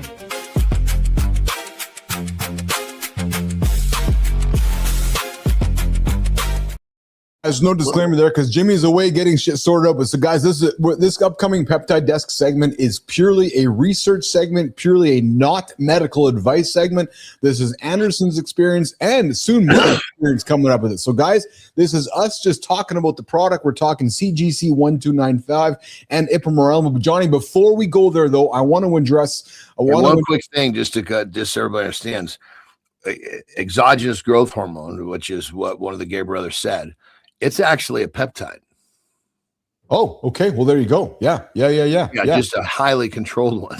Yeah. So here, okay, we got some questions from the community before we get into it, brother. So first of all, Petro says, from our vet looking into Coco's horrible ears, I looked into BPC 157 peptide and found there is some research being performed in dogs that shows it might be beneficial with musculoskeletal disease. Well, you've shared your example with Midas a few times on the show. I know you also sent some product over to, at least I believe you sent the product to Dwayne with their animals, but Petro is looking into it as well with his vets, and which I thought was quite interesting. Johnny. Yeah, I mean, I think that when it comes down to it, I think Petro mentioned an ear. Is that what he said? That's right. Yeah. That's it. Fucking fixed my guy's problem. Yeah, there you go. We had him, and keep in mind, we had vets up here. We had vets in NorCal. We had vets in fucking L.A., Southern California. We had vets in Mexico. None of them could figure out the problem. Wow. And I'd probably spent. Oh, Jesus, probably $15,000 over the course of the last year trying to solve this. Well, Jesus Christ, one of the vets wanted to fucking put him to sleep was almost $2,000 just to put him to sleep so they could get in there and look. Dude. Oh, yeah, it's really inflamed. So inflamed that this infection, it's not draining out of there. Yeah. So they would give him different antibiotics, and one antibiotic would finish. They have to give him a different one because he's getting used to it. And I just said, fuck this shit. I took it in my own hands. Oh shit. Damn. Month was over. Good for you. So let's get into it. CJC 1295, 1295 paired with ipamorelin. What it is, 2 growth hormone secretagogues that tell your pituitary to release more of your own growth hormone instead of injecting GH directly. CJC 1295 is the long-acting signal. Ipamorelin is the clean pulse with almost no side effect at all. Together, they restore the growth hormone rhythm a 50-year-old man lost 20 years ago. Johnny, before I throw it to you, what it is not, nation, hear me clearly, what it is not. It is not a synthetic hormone. It is not a steroid. It is also not FDA approved for anti-aging. It's not a fat loss shortcut. It's not a substitute for sleep, protein, or strength training. Johnny, let's talk about it, brother. CJC 1295 and ipamorelin. Well, I think to break it apart would be serve the conversation best. Generally speaking, we find IPA is more of a, as you mentioned, very low side effect. Yeah. Right. So that tends to be, females tend to like that one a little more. Okay. CJC, it is a little bit more aggressive. Okay. Take a little too much, you're going to get flushed. Okay. People get freaked out by that. So, yeah. So a lot of times you pair those two together because you've got one with very little. Yes. And when a side effect doesn't always mean bad, by the way, but in this case, we are talking bad, right? Because people don't like that flushing. Females don't like the fact that it might have them hold a little water and blah, blah, blah. Okay. Oh, yeah. Okay. But really, when it comes down to, I mean, there's a handful of secretagogues, the newer ones. Some of the older ones are pretty rough around the edges. But if you tesamorelin, ipamorelin, CJC, these are the 3 that I'm constantly recommending through my research because they're, they're newer and they get away from some of the rough edges of the old ones. I don't even remember what the fuck the exact names are. We don't even care. We don't even carry those fuckers. Yeah. Yeah.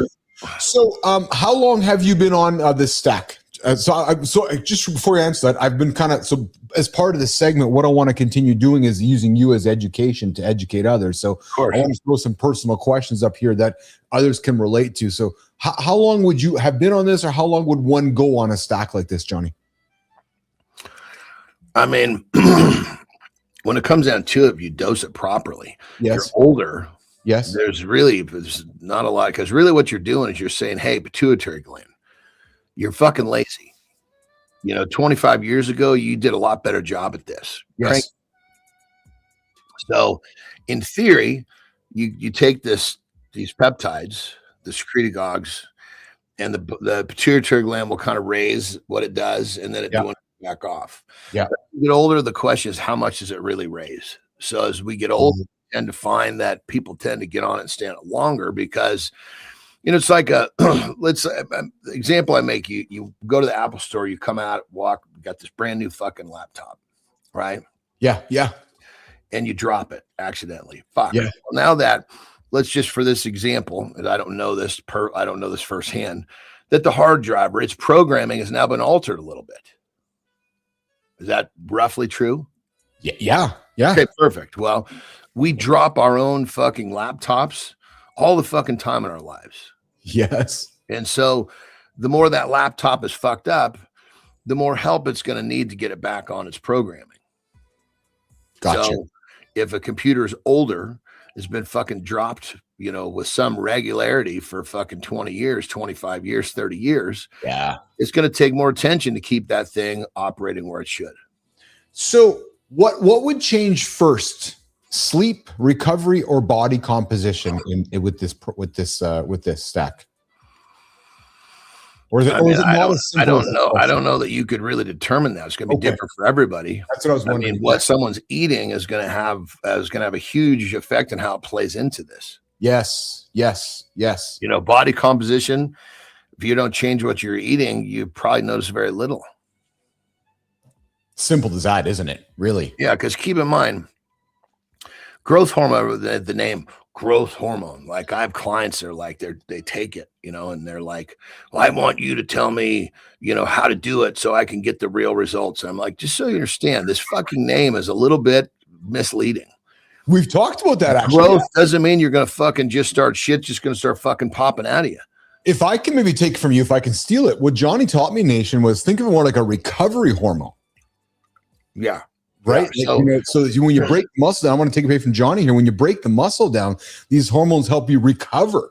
So maybe it's about realigning our thought process on growing, because people think that if we got, the bad stuff in us, it's also going to grow the bad stuff, which is true. But as John's been teaching me, let's think about, beating up your body. You beat your muscle down. You want it to recover. Hey, Johnny?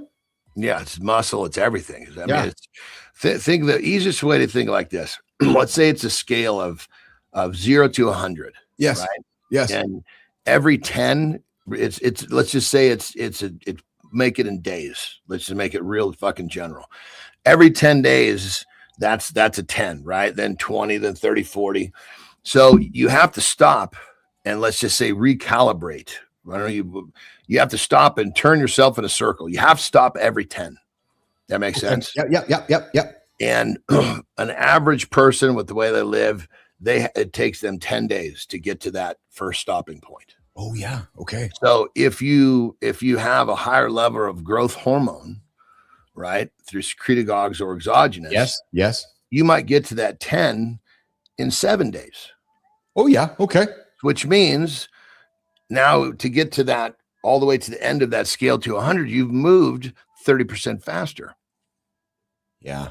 That makes sense. So you're compressing your timeline. Yeah. Is what you got to think about. It's not like, oh, fuck, I'm going to take this shit and traps are going to start fucking growing out of my ears. Yeah.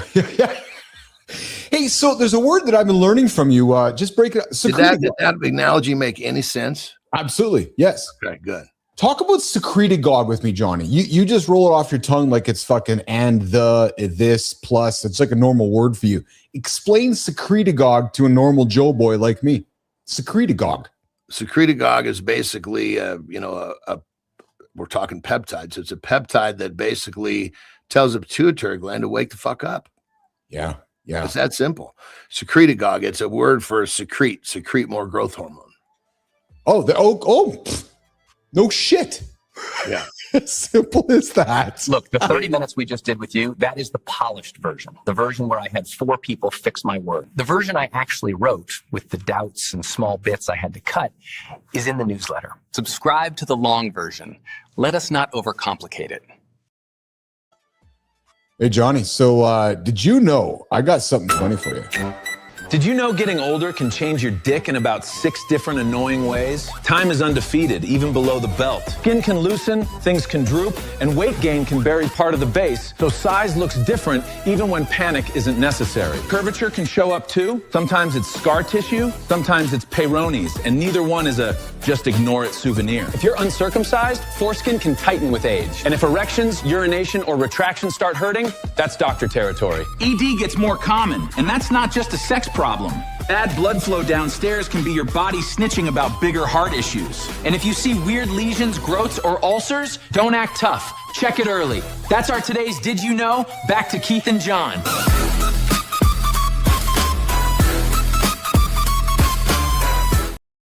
Hey, guys, don't be afraid to look down today. Just look down and make sure everything is healthy. And I'm actually being fucking serious. Who complains because their fucking cock is so hard that it hurts? You know anybody over 40 who, God damn it, you know what? I got this real problem. My dick gets so fucking hard it hurts. Talk about the benefits of ongoing Tildenafil, right? So we talk about guys, the ingredients we know of Viagra and Cialis is Tildenafil, and not only does it give you the morning wood, Johnny, but it's also opens up your blood valve, right? Am I saying that correctly? Blood valve. I mean, I suppose it opens up. It basically helps with circulation because it fuck, now I'm all fucked up. It's basically it increases blood flow through what is it when blood vessels get bigger, it basically opens them up, help circulation. Yeah. So there you go, guys. So it would not be it would be a good decision to talk to your docs about something like that. But guys, your penis might droop, you might have some curvature, your foreskin might tighten. The point of this conversation was, guys, seriously, what I love about this show is about awareness. Sometimes like, fuck yeah, okay. Yeah. Today's the day. Go look in your package. Make sure it's operating correctly for you. Johnny, man, we're fucking almost done. What are you doing today? What's on your agenda today? Let's see here. Terry is on a fucking mad rush because people are showing up this week. Yes. Yesterday, fuck, man. I remember I was worked on Saturday. Yeah. So I got up and I was still feeling it. So I basically did my shit till about, probably 2. And I downshifted and breasted. And she kept hauling through the day. So I'm actually feeling much fucking better today. So for me, I've got my normal stuff in the morning. We've got a few. I'm sure I'm going to have a bit of a honeydew list. Yeah. But I'll avoid most of it like the fucking plague. You know, this is the first time since we've been hanging out that you have mentioned a honeydew list. Terry gives them to you, right? Yeah. It's rare. Yeah. I figured it was rare. That's why. Because we've got all these people. We've got the house cleaners. We've got the fucking handyman. We got the gardener. Yes. You know, it's like, I'm like, honey, we got to understand, you know, with the life that we fucking live, you know. Yeah. Like we were having a conversation. God, who was it? We were having a conversation, and someone was all fucking excited that they got this fucking job, and they're making $15,000 a month. And I'm just sitting there listening, and good for them. That's for the most part, people would fucking love to have that job. Absolutely, yeah. I'm thinking to myself, fuck, you know, it'll last us 2 fucking weeks. You know what I mean? So I tell Terry, you know, look, when we have people come and do shit around the house, it serves my time so much better. You know, when I don't have stuff to do, it doesn't make a difference. But I'm always fucking creating and always growing and always doing this shit, you know. And so anyway, so it's like I do try to avoid the honeydew list unless it's something that's not interfering with, because I look at the time like, fuck, I'm investing an hour here, this hour over here. Yes. It doesn't make sense in my mind. Yeah. I'll tell you what makes sense is, hey, good time if you're paying attention. Ears up on this one. Did you eat that food? So, Johnny, that's absolutely, I'm looking at how I ate food. Good time, ears up, man, because that is actually my fucking lunch, John, growing up. Seriously, man. All of that here is what Husky Keith ate. Everything I'm showing you right now. Seriously. Yeah, no, I remember eating lots of fucking mushroom soup. Yeah. Swear to God. Me too. And to the point where I still love fucking mushroom soup. Yes. And it was, the thing was, I was very lucky, very blessed, because I was 7, my mom got remarried. Yeah. Right. Yeah. So I was probably right on the verge of figuring out that we barely had enough to eat. Then when we got remarried, or when my mom got remarried and we went to Oregon, my fucking stepfather was, Jesus Christ, he was a chemical engineer, had his own chemical plant. And, so as we went into a whole new part of life. Yeah. And, of course, food got much different. Like we ate eggs and fucking, but yeah, I was, I guess what I'm saying, I was really fucking blessed to not be old enough to really understand. And maybe I should have understood, but I didn't, which is part of my blessing. The funny thing is, Anderson, it really wasn't even mushroom soup. It was this cream with little fucking micro chunks of. Oh, it's just the taste of mushrooms. I know. Yeah, there was whatever those little dark spots were. They could have been fucking mold. I wouldn't have known. That's exactly what it was. Oh my God! So we don't have an official Jon Before You Go today, but I did find. So I was asking myself when I saw this, I'm thinking to myself, is this how Anderson would have been in the gym?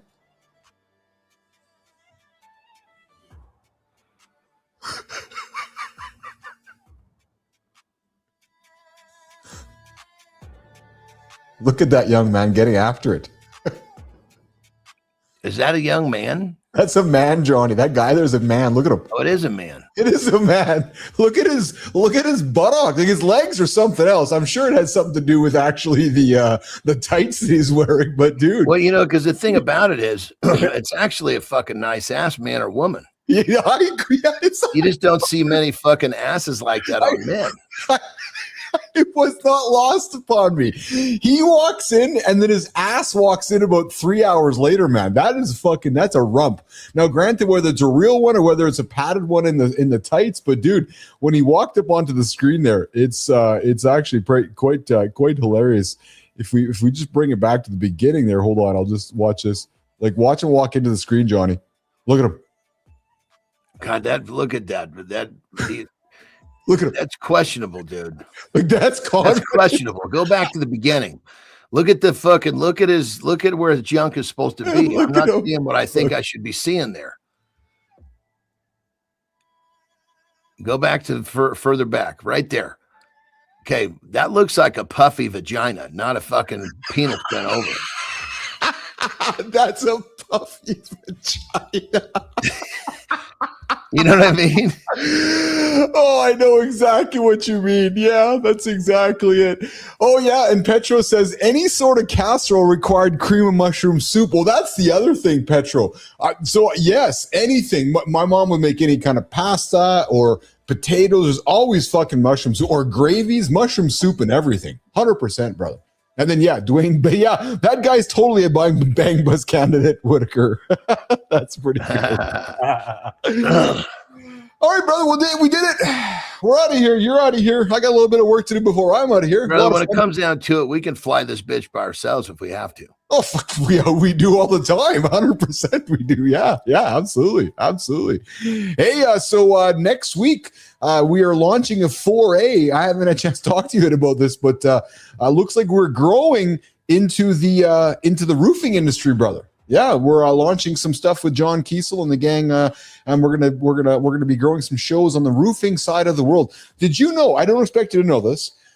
The commercial roofing industry is a $30 billion industry, and there's nobody owning the morning conversation for it. So we're gonna try. One of my fucking buddies has got a fucking exceptionally, really fucking big, profitable roofing company.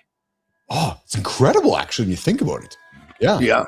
I mean, he's to the point now where he basically he's in California. He moved to fucking Texas during COVID. Yeah. He pays this fucking guy he brought in. It's kind of I guess you'd say it's more of a partner because he gets a salary, yes, but he also smart. He juiced him into the whole nut so he'd continue to grow the business. Smart. Dude, my fucking buddy socks away $4 or $5 million every year. Almost doesn't do a thing. Really? Oh, fucking dude, it's crazy. Wow.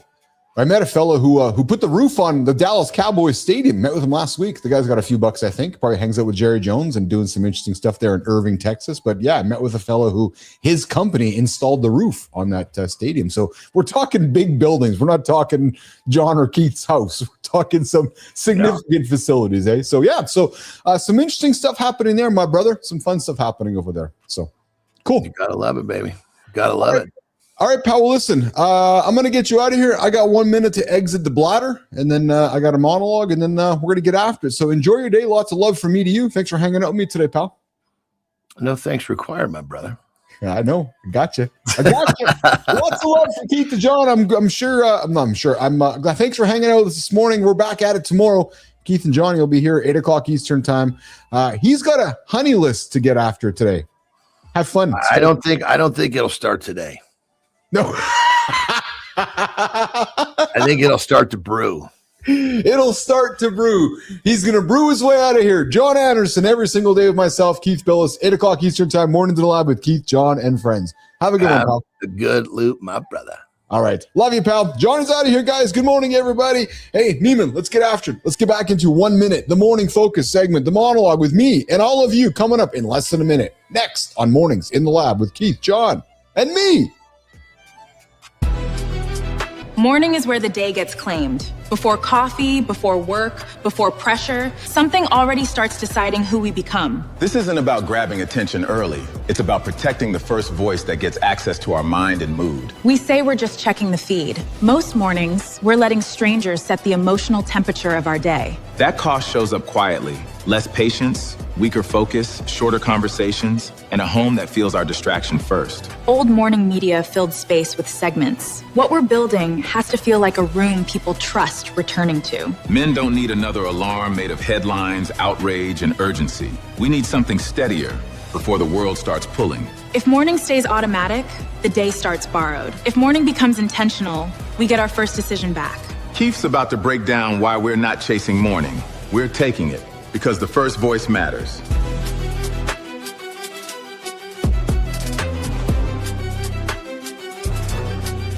All right, listen. Should we ask them to subscribe today or wait till they are ready? What if they are not ready? What? You hear yourself? That is the trap. Hit the button. Stop thinking. Hit the bell. Yeah, true story. Hit the bell, says Frankie and Tommy. Good morning, everybody. Hey, we are not chasing mornings. No, we are absolutely taking them. That is what I want to talk to you guys about today. And I know it sounds aggressive, especially on a day like today when actually, hey, Neiman, fuck everybody else. Just you and me and Johnny. Yeah, that's it. And I know that sounds aggressive too, because what I'm going to say right now is not a passive idea. Nope. If you guys like what we're doing, you might like what I'm going to say next. Morning is not just another slot on the calendar. No, I'm here to diatribe my emotions about the mornings right now, my beliefs right now with all of you. Yes. Although so since I do have the buttons and Jimmy's not around, you guys know how much I love to. Every dad in America just got their excuse handed back to them by science. Salk Institute says a compound in weed called CBN protects aging brain cells. JAMA backs it up. Hold on. CBN in a petri dish is not the same as ripping a bong every night. Do not get cute. A Columbia researcher ran the numbers. The story we were told was wrong. Stay with us. I just wanted to hear Preston say bong one more time. Yes, guys, research is suggesting, I told you I'd tease you guys on this thing. Research is suggesting that the older you get, the more weed you might want to smoke. Petro, not bullshit. No, there's some research suggesting this, guys. So I'm just saying that I want to create awareness to this. What the hell is, oh my God, Neiman, what the hell is that? Oh my God, Neiman just puts a picture of my phrase here or in my screen here. And oh yeah, looks like a little bit of a, was that a fuse burnout on you guys? Oh, Murphy. Oh, the electricity guys were here and it looks like a fuse burned. Good thing you didn't burn the house down. Yeah, there we go. But guys, listen, the morning show, the morning platform that I'm so passionate about that we are building here.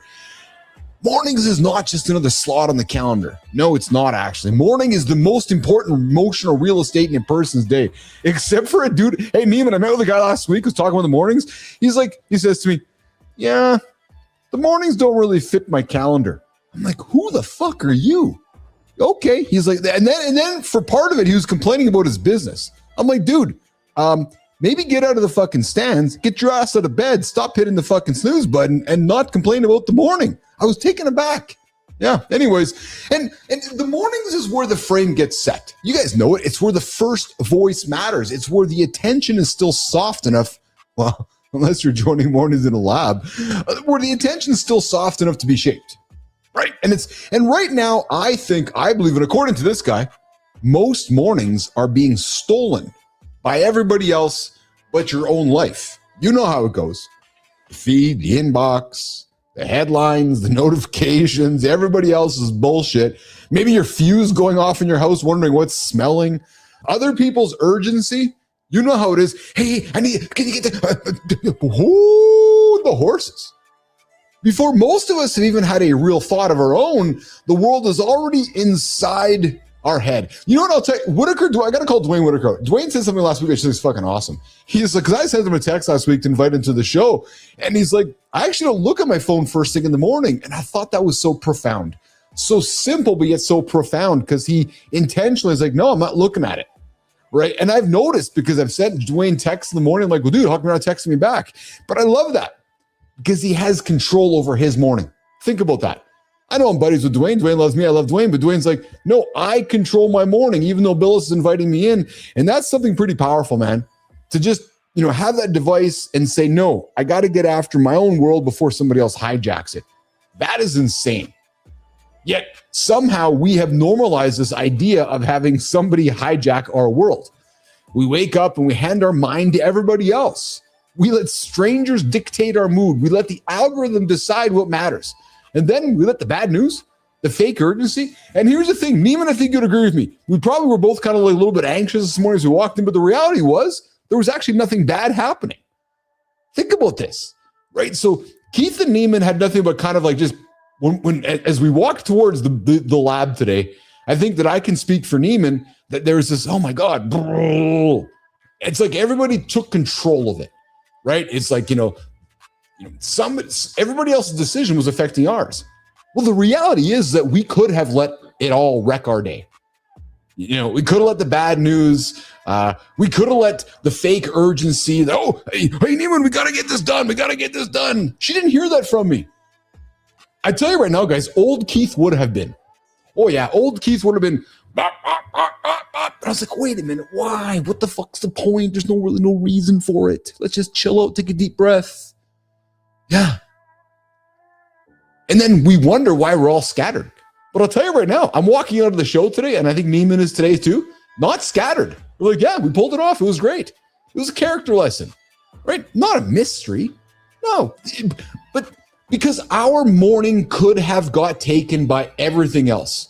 My dogs, my vomit, my dog's shit, some tech issues with Jimmy and Kai and Melissa's fuse. Could you imagine Melissa's fuse? And Melissa's not even here today. So here's the thing. I want to do a morning show with you guys that reclaims the human moment that gets hijacked. And this show, and with you guys, helps turn it all around. Right? Because it's like, all right, the world's not that bad. Sure, it's raining outside, but I'm hanging out with all you guys. The news is shitty, but it is what it is. We talked a bunch of crazy stuff on the show today, but new mornings, like we try to aspire to get after, they don't get built in a box. No, the new morning like we are doing here, it has to be alive. It has to be entertaining and informing. It has to have a pulse. It has to have presence. You know what it comes down to, guys? It has to be about showing up. Yeah. Not like the guy last week is like, oh, but mornings don't fit my calendar. That still baffles me when somebody's like, yeah, I can't commit to a morning 30-minute appointment. What? Aren't you getting up anyways? Well, I'd like to have my mornings for myself. Okay. Yeah. I don't know, but people do just need more than information in the morning. No, you need the orientation, energy, humor, perspective. I think this show, my belief, is this show, these conversations, creates awareness for us. And you know, and here's what I believe. It might not even be in the moment of the show. Maybe it's sometime later on in the day where Charlie, watered down ketchup, Charlie says, oh, fuck, I heard Billa say something today. Or Petro's like, oh, yeah, I remembered something that Johnny says today. Or Cheryl says, fuck, Billa said something that's kind of resonating with me right now. Well, guys, that's the opportunity. The opportunity is not about chasing attention. No, it's about building the morning trust. Getting up here, showing character, even when all the chips are down, because that's a massive difference. Attention, well, fuck, it's everywhere. It's cheap. Trust, earned. Attention, spikes. Trust, what does it do? It compounds. And I'd like to think that even days like today when every shit could have gone sideways, well, the trust compounds because, oh, they're here. Yep, they are here. Keith, Melissa, and all of you are here. When you grab for attention, it's all about, I saw you. But trust says, guess what, guys? Even though shit goes sideways in Billis' world, and even though shit goes sideways in Anderson's or Neiman's world, they're going to still be here. And that is what we are building. A reason for you to come back, even when the shit goes sideways. The morning room, a ritual, a habit, a rhythm, a place where you can start your day with something better than all the crap that's around you. Because you, me, all of us, yeah, all of us that are carrying families, carrying teams, businesses, pressure, all the health concerns, all the curiosity about a peptide here, a secretagogue there, aging parents, and the quiet weight of being needed by everyone. Are you that person? Well, hey, this is the morning for you. This is the morning platform for you. This is the show for you. This is the network for you. Because when you show up here, you don't get another lecture. You don't even get another guru. No, and you don't even get another fake alpha screaming from a rented car. Although some could accuse me of, what's that guy being so fucking loud about? Well, I'll tell you guys right now, this is a real room, a human room, a live room. Yes, live. Keyword, live. A place with edge, laughter, honesty, friction, and enough unpredictability to feel alive. And that's the whole point of this thing. It's funny because I was thinking about the point of our show yesterday. That's the point of it. To be unpredictable, to have you stick around for an extra minute, an extra 3 minutes, an extra hour. You know, I saw a post on LinkedIn last week, some guy saying, yeah, enough of the vanity metrics, enough of the vanity metrics, enough of the vanity metrics. How long do people actually listen to your podcast? And I'm saying to myself, many of you have no clue people tune into our show for 2 hours. 2 fucking hours. Whoa. I think that is what morning media should be. People tune into Whitaker's show for an hour. They hang out for an hour with her. People tune into Roofy's show for 30 minutes. They just hang out, communicate, engage. That is why Mornings in the Lab exists. Not as a cute fucking show. This is not a hobby for Billis. This is not just content. This is not just a claim that morning belongs to the people that can frame it. No, this is a claim that live matters because presence, your presence, us getting together matters. A claim that trust that we do daily is built through repetition. Listen, I could have not showed up today. I had a shitty night. Could have slept through my alarms. Like, fuck it, man. The dogs are up all night, shit all over the house, vomit all over the house, going this, going that. But really, is that what we're building here? No, because we're making claims here. We're making claims about people that can frame the morning. A claim that live matters. A claim that trust is built through repetition. A claim that a room can become more powerful in a feed. A claim that men are starving for something. A claim that women, brothers and sisters, are starving for something more useful than another scroll, another podcast, another boring piece of fucking content. So no, No. We're not politely participating just in some category we call mornings. No, we're not waiting for permission from the old world. No, we're not asking the algorithm to bless us. That's the last thing we're doing. No, we collectively, all of us, you, me, Whitaker, Sullivan, Petro, Good Time, all of us collectively, we're building a brand new morning habit. A habit that's part of your life, the habit that becomes expected, the habit that becomes the identity when you wake up, you're like, yeah, I'm tuning into the Mornings in the Lab network. And that is where media gets dangerous in the best possible way, because when it stops being something you randomly consume and becomes something you return to, like our show, that is the game, baby. I see it happening with Whitaker's show. I see it happening with the What the Truck and the House of Bricks show. It's not about reach. It's not about distribution. It's about fucking return. Oh, baby, return. To hell with the algorithm. Make content for your audience and then invite them back to return. Not virality, to return.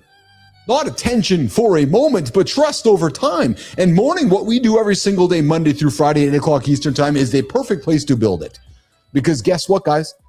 Every day begins again. It does. And every day gives you another chance to set the room, even if you fuck up the day before, even if that self-sabotaging behavior gets a hold of you, like it does to the handsome chief every now and then. This morning that I get to hang out with you guys is a chance for me to reset my day, reset my week, reset my hours in front of all of you.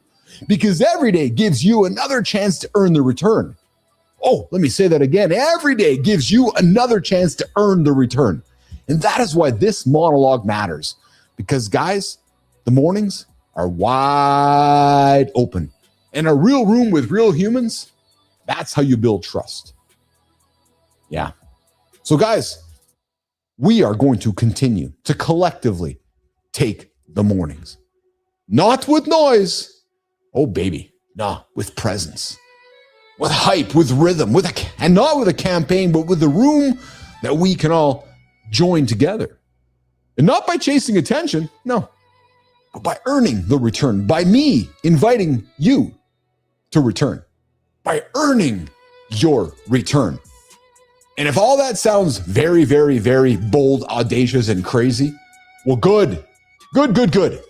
Because the first voice, and I talk about this so often, the first voice defines the room. And guess what, nation? Guess what? We, you, me, all of us, we're defining the room because we are the first voice. Hey, listen. I have been sitting here for an hour overthinking how to ask you this. One word. Type one word in the comments. Whatever pops up first. Do not draft it. Do not edit it. Do not make it clever. We are just checking who is. One word. Hit the button. Done. We see ya. All right, guys. Boom. We did it, Neiman. We did it. Oh, yes, we did it. We did it. We made our way through it. Every dad in America just got their excuse handed back to them by science. Salk Institute says a compound in weed called CBN protects aging brain cells. Guys, what are you doing, man? Are you guys pushing cannabis on the show? Neiman, who's letting Sterling and Preston on the stage here? So, guys, there's some research coming out right now that as we age, you might want to go smoke some more cannabis. Yeah, true story. Or back in the olden days, go smoke some more dope, go smoke some more weed, go smoke a bong. But I'm telling you guys, it's just telling us that it's time to go smoke some grass today. So if you're looking for some sativa, some indica, let's have a conversation. Yeah, there you go, guys. That was a fun show here today. Listen, guys, if you take one thing out of the show today, let it be this. You're not lazy. You're not behind. You're not stuck. You're just deliberating. No, but here's the problem. Deliberation could be the most expensive habit a smart brother or a sister can develop. I've seen you. You go around, you work, you go in circles, you work, you go in circles, you work, you go in circles. It looks like work. But it's actually not work. No, because you know what it is? It's the cost of a bad decision that's just not being made. And the cost of no decision compounds forever. Yeah. So before lunch, my invitation to you goes like this. Take a couple of things you've been thinking about. Sort them, write them down. And guys, you can always remake the decision. But here's the thing, make one. And here's another thing. Don't even tell anybody today that you're doing it. Just sit back and go, you know what? I've been fucking procrastinating about this forever. And I heard Bill say something today, or Anderson say something today. I got to make a decision. And guess what, guys? Let me give you the permission for this. If you make the great decision, congratulations. Let's celebrate you. If you make the wrong decision, there's no such thing as a wrong decision. It's called making a decision. Guess what, guys? There's called do-overs in life. You can regroup. More importantly, your own mirror, I hope, will give you the permission to always begin again. Just make the fucking decision, you guys. True story. Hey, tomorrow, Tuesday, Brianna Bass is back in the chair. No safe words. The appointment that never cancels. Guys, we're talking masturbation tomorrow on the show. True story. So, Brianna, tomorrow's show is going to be one that's like, oh, are those boys going there? Yeah, absolutely. Because the appointment with your own hand, it never cancels. But is that what you really want? I don't know. Coming up on Wednesday, the career regret that hits at 47. Thursday, the paycheck identity. And of course, on Friday, Dr. John Petrocelli is back. This week's subject, the $25,000 lie. Why most mentors, why most mentors sell permission, not wisdom. We might have a look into the coaching industry. Oh, hey, for $25,000, I can make you a fucking expert. That's Petro. That's Friday. And of course, he's got a little bit of a caveat for Keith and Jon to solve. Fuck, man. I sure as fuck ain't solving it. Nope. Before I let you go, guys, the Morning Network does not start with me. No, it doesn't. Matt Roof, the Toothless Wonder, the boy wonder himself, the guy who makes us all proud with the one tooth. Matt Roof, 7:30 Eastern time. You got to be in that room. Sarah Barnes-Humphrey, Thoughts and Coffee tomorrow. Cheryl Whitaker, Start to Joy Wednesday. Jason Hewlett Thursdays. What the Truck, Adam, Josh, and Paul. This is the network. These are the people worth your time. And one more thing. To Jimmy, to Kai, where the fuck are you guys, man? To Neiman, I love you. To John, I love you. You guys make it all worth just getting up and having some fun with me. Guys, have a great day. Have a good one, brothers. Have a good one, sisters. Get up and get after it. This is Mornings in the Lab with Keith, Jon, and friends. I am getting the hell out of here. We'll see you guys tomorrow. Get me out of here, Neiman.